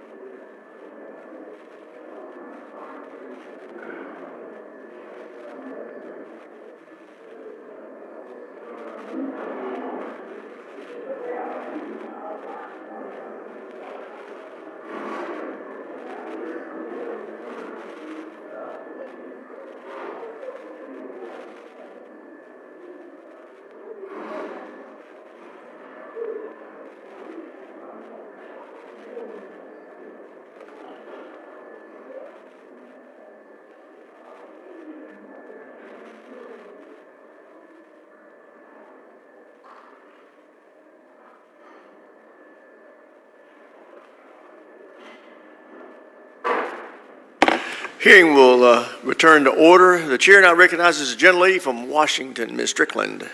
Thank you, Chairman Rogers. I represent Joint Base Lewis McChord, home to over 40,000 active duty service members and their families. JBLM is the Department of Defense's most important installation for projecting power into the Indo-Pacific region, hosting the Army's First Corps and 1/3 of the Air Force's entire C-17 fleet.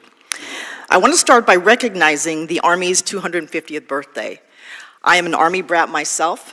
My father served in the military.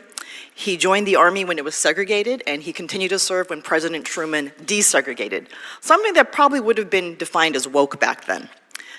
I could not be more proud of the soldiers who make up the Army what it is. And as part of the celebration, the Pentagon is going to host a day-long festival and parade estimated to cost up to $45 million. Department of Defense officials have described this as a generational recruiting tool and a plan to highlight every era and legendary leaders throughout Army history. So Secretary Hegseth, do you plan to include displays of Colin Powell, our first Black chairman of the Joint Chiefs of Staff? Will you include displays about the Japanese-American 442nd Regimental Combat Team, one of the most decorated units of all time? Will you include displays about Major General Charles Calvin Rogers, whose Medal of Honor your department previously labeled as DEI? Recent articles by Stars and Stripes, Military Times, and others outline how your team has gone to great lengths to wipe out references of these American heroes. I'm incredibly concerned and actually disappointed that you will continue trying to tell an incomplete story about the Army's proud history, especially when you consider that 40% of those who are serving, who are enlisted, represent minority communities. So I'm going to ask you, sir, will you be able to talk about these things and will they be included? And then I have another question after that. Go ahead. Well, Congresswoman, I do not accept your insinuation that we would seek to disclude any race or group of people in representing 250 years of incredible service of the United States Army, including your father's, which I thank him for. We're proud that we're going to put on full display the Army's military might 250 years on, which is a demonstration of American freedom, power, and commitment.